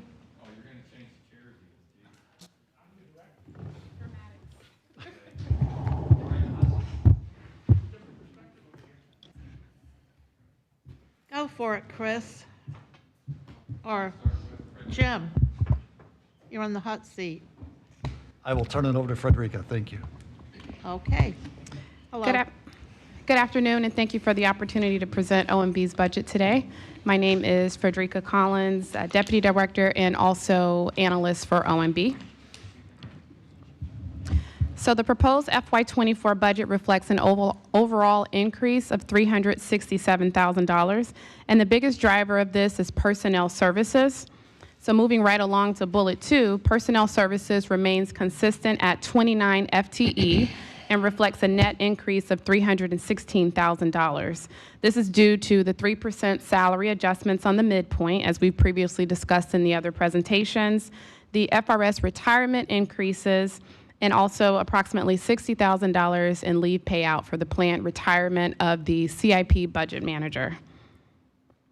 So these increases have been partially offset by backfilling vacant positions at a lower salary due to varying levels of experience, and also, in some instances, changes in the job classification before recruitment. Another driver impacting the overall salary for OMB is the increase related to 2 grant worker positions dedicated to managing ARPA funding. In prior years, the budget for these positions were direct billed to ARPA grant projects. However, this year, we wanted to ensure that they were reflected appropriately, so they're budgeted within OMB, but still within the ARPA fund. So the operating expenses reflect a net increase of $50,530, and this is primarily due to expenses for annual PC replacement program. In addition, there are increased costs for budget book printing and the recruitment of a Questica system administrator for temporary budget software support. Now, if you can move along to the top of page 2. Employee retention continues to be a challenge and has led to the disruption of workflow, loss of institutional knowledge, and a reduction in productivity in some areas of OMB. In the second half of FY22, the department experienced 5 resignations, and to date in FY23, the department experienced 2 resignations. However, due to recent recruitment efforts and improvement in staff engagement, the department is happy to share that there is only 1 vacancy at this time, and we're hoping to keep it that way. The primary focus is to continue to train and develop staff and to find more efficient ways of doing things to reduce burnout. Managing technology in OMB has also been a challenge. The department is developing a roadmap to provide a clear and structured approach to align technology investments and initiatives with the needs of the department and also the county. So last year, the department lost a subject matter expert for budget and financial management systems support and 3 support staff that served as backups. As a result, things generally take longer to complete due to lack of system knowledge. It has put a strain on staff and resources, particularly staff who have stepped up to serve in the gap to ensure that there is no loss in productivity. The roadmap that is being developed will help combat these challenges and will focus on a department-wide plan for managing technology, the cyclical timing of activities, and resources needed to deliver the support to OMB as a department and also county departments, department users. This is expected to make development and monitoring more efficient and also improve budget analysis. So there's only 1 decision package submitted for consideration, and that's in an effort to provide enhanced support to departments and agencies by investing in professional memberships for OMB staff. And this is to ensure that we're able to increase knowledge, skills, and competencies and also boost confidence. As a strategic approach and to expand the knowledge capacity of county operations, staff will be joining memberships in the industries of the departments they serve. So the budget analysis, continuing along to the budget analysis, it provides a breakdown of the 2 funds that supports OMB and is a supplement to everything that we've discussed. Also referenced in attachment 2 of your packets there. And with that, I'm going to turn it over to the OMB Budget Director to highlight accomplishments, work plan items, and also the performance measures. Thank you. Thank you, Frederica. Very well done. Thank you, Madam Chair. I will be brief. This is our 18th year of winning the GFOA Distinguished Budget Presentation Award, the only award that a budget office can win. And Pinellas County, with the clerk's office, we are the Triple Crown winner, and they call it that. And there's only 800 local governments in the United States that win that. So out of many, many thousands, we are one of the 800 that do. Well, that should be celebrated because that's a very, very big accomplishment. I think so. Thank you. Thank you so much. I hope you gave him a great big pat on the back, Barry. Yeah. You're not being nice. See if he catches me, yeah.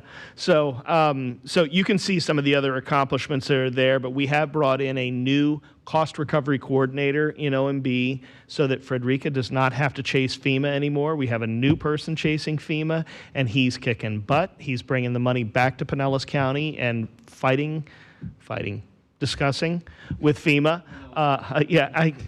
Discussing with FEMA to get the money back here. He's doing a great job.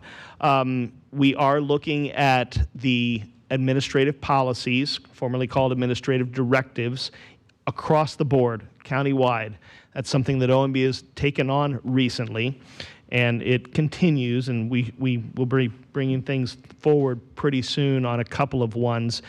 We have to shoot a gap as to which ones go to the board and which ones don't. So it's a great discussion with the county attorney's office on those. Skipping way ahead, we have stood up a new continuous improvement process. It's not exactly Six Sigma, but that would be the thing that you've heard. But it's very close to a Six Sigma process where we target specific areas, go in, find the things that need to be fixed. We don't assume what needs to be fixed, and then work with the staff to train the staff to solve their own problems through a standard process. And it's up and running and to great success, especially down at Fort DeSoto as of recently. So moving on that, and then I'm just going to brag on staff. It's not in the bullets there, but at least 1 week of pretty successful BIS meetings. And so I'm just truly proud of the way staff has done that. You can see everything else in the work plan and the performance measures that are there, but thanks for the time. Well, thanks for bringing BIS, our system, up in your conversation, because several of us sit on that board, and I'm very hopeful that they can help you in your ways of trying to implement the Six Sigma plan that will alleviate some stresses and pressure on your staff. Thank you, Commissioner. Appreciate it. Yeah. If I can, Commissioners, I would echo what Chris just said. The presentations for this week, vast improvement over past year, and I know they worked really hard on that, and especially with new analysts coming up before an elected body like this, that's a big deal, and sometimes this is their first time presenting to a group like this, and I think they went extremely well, short, concise, and got to their point, so it's really good job by the OMB team. A good job done by all, really. I'm kind of looking forward to, or maybe not, to when we get to the constitutionals next week, because we don't have as much control over what they're doing, but. I can't control what they say, so.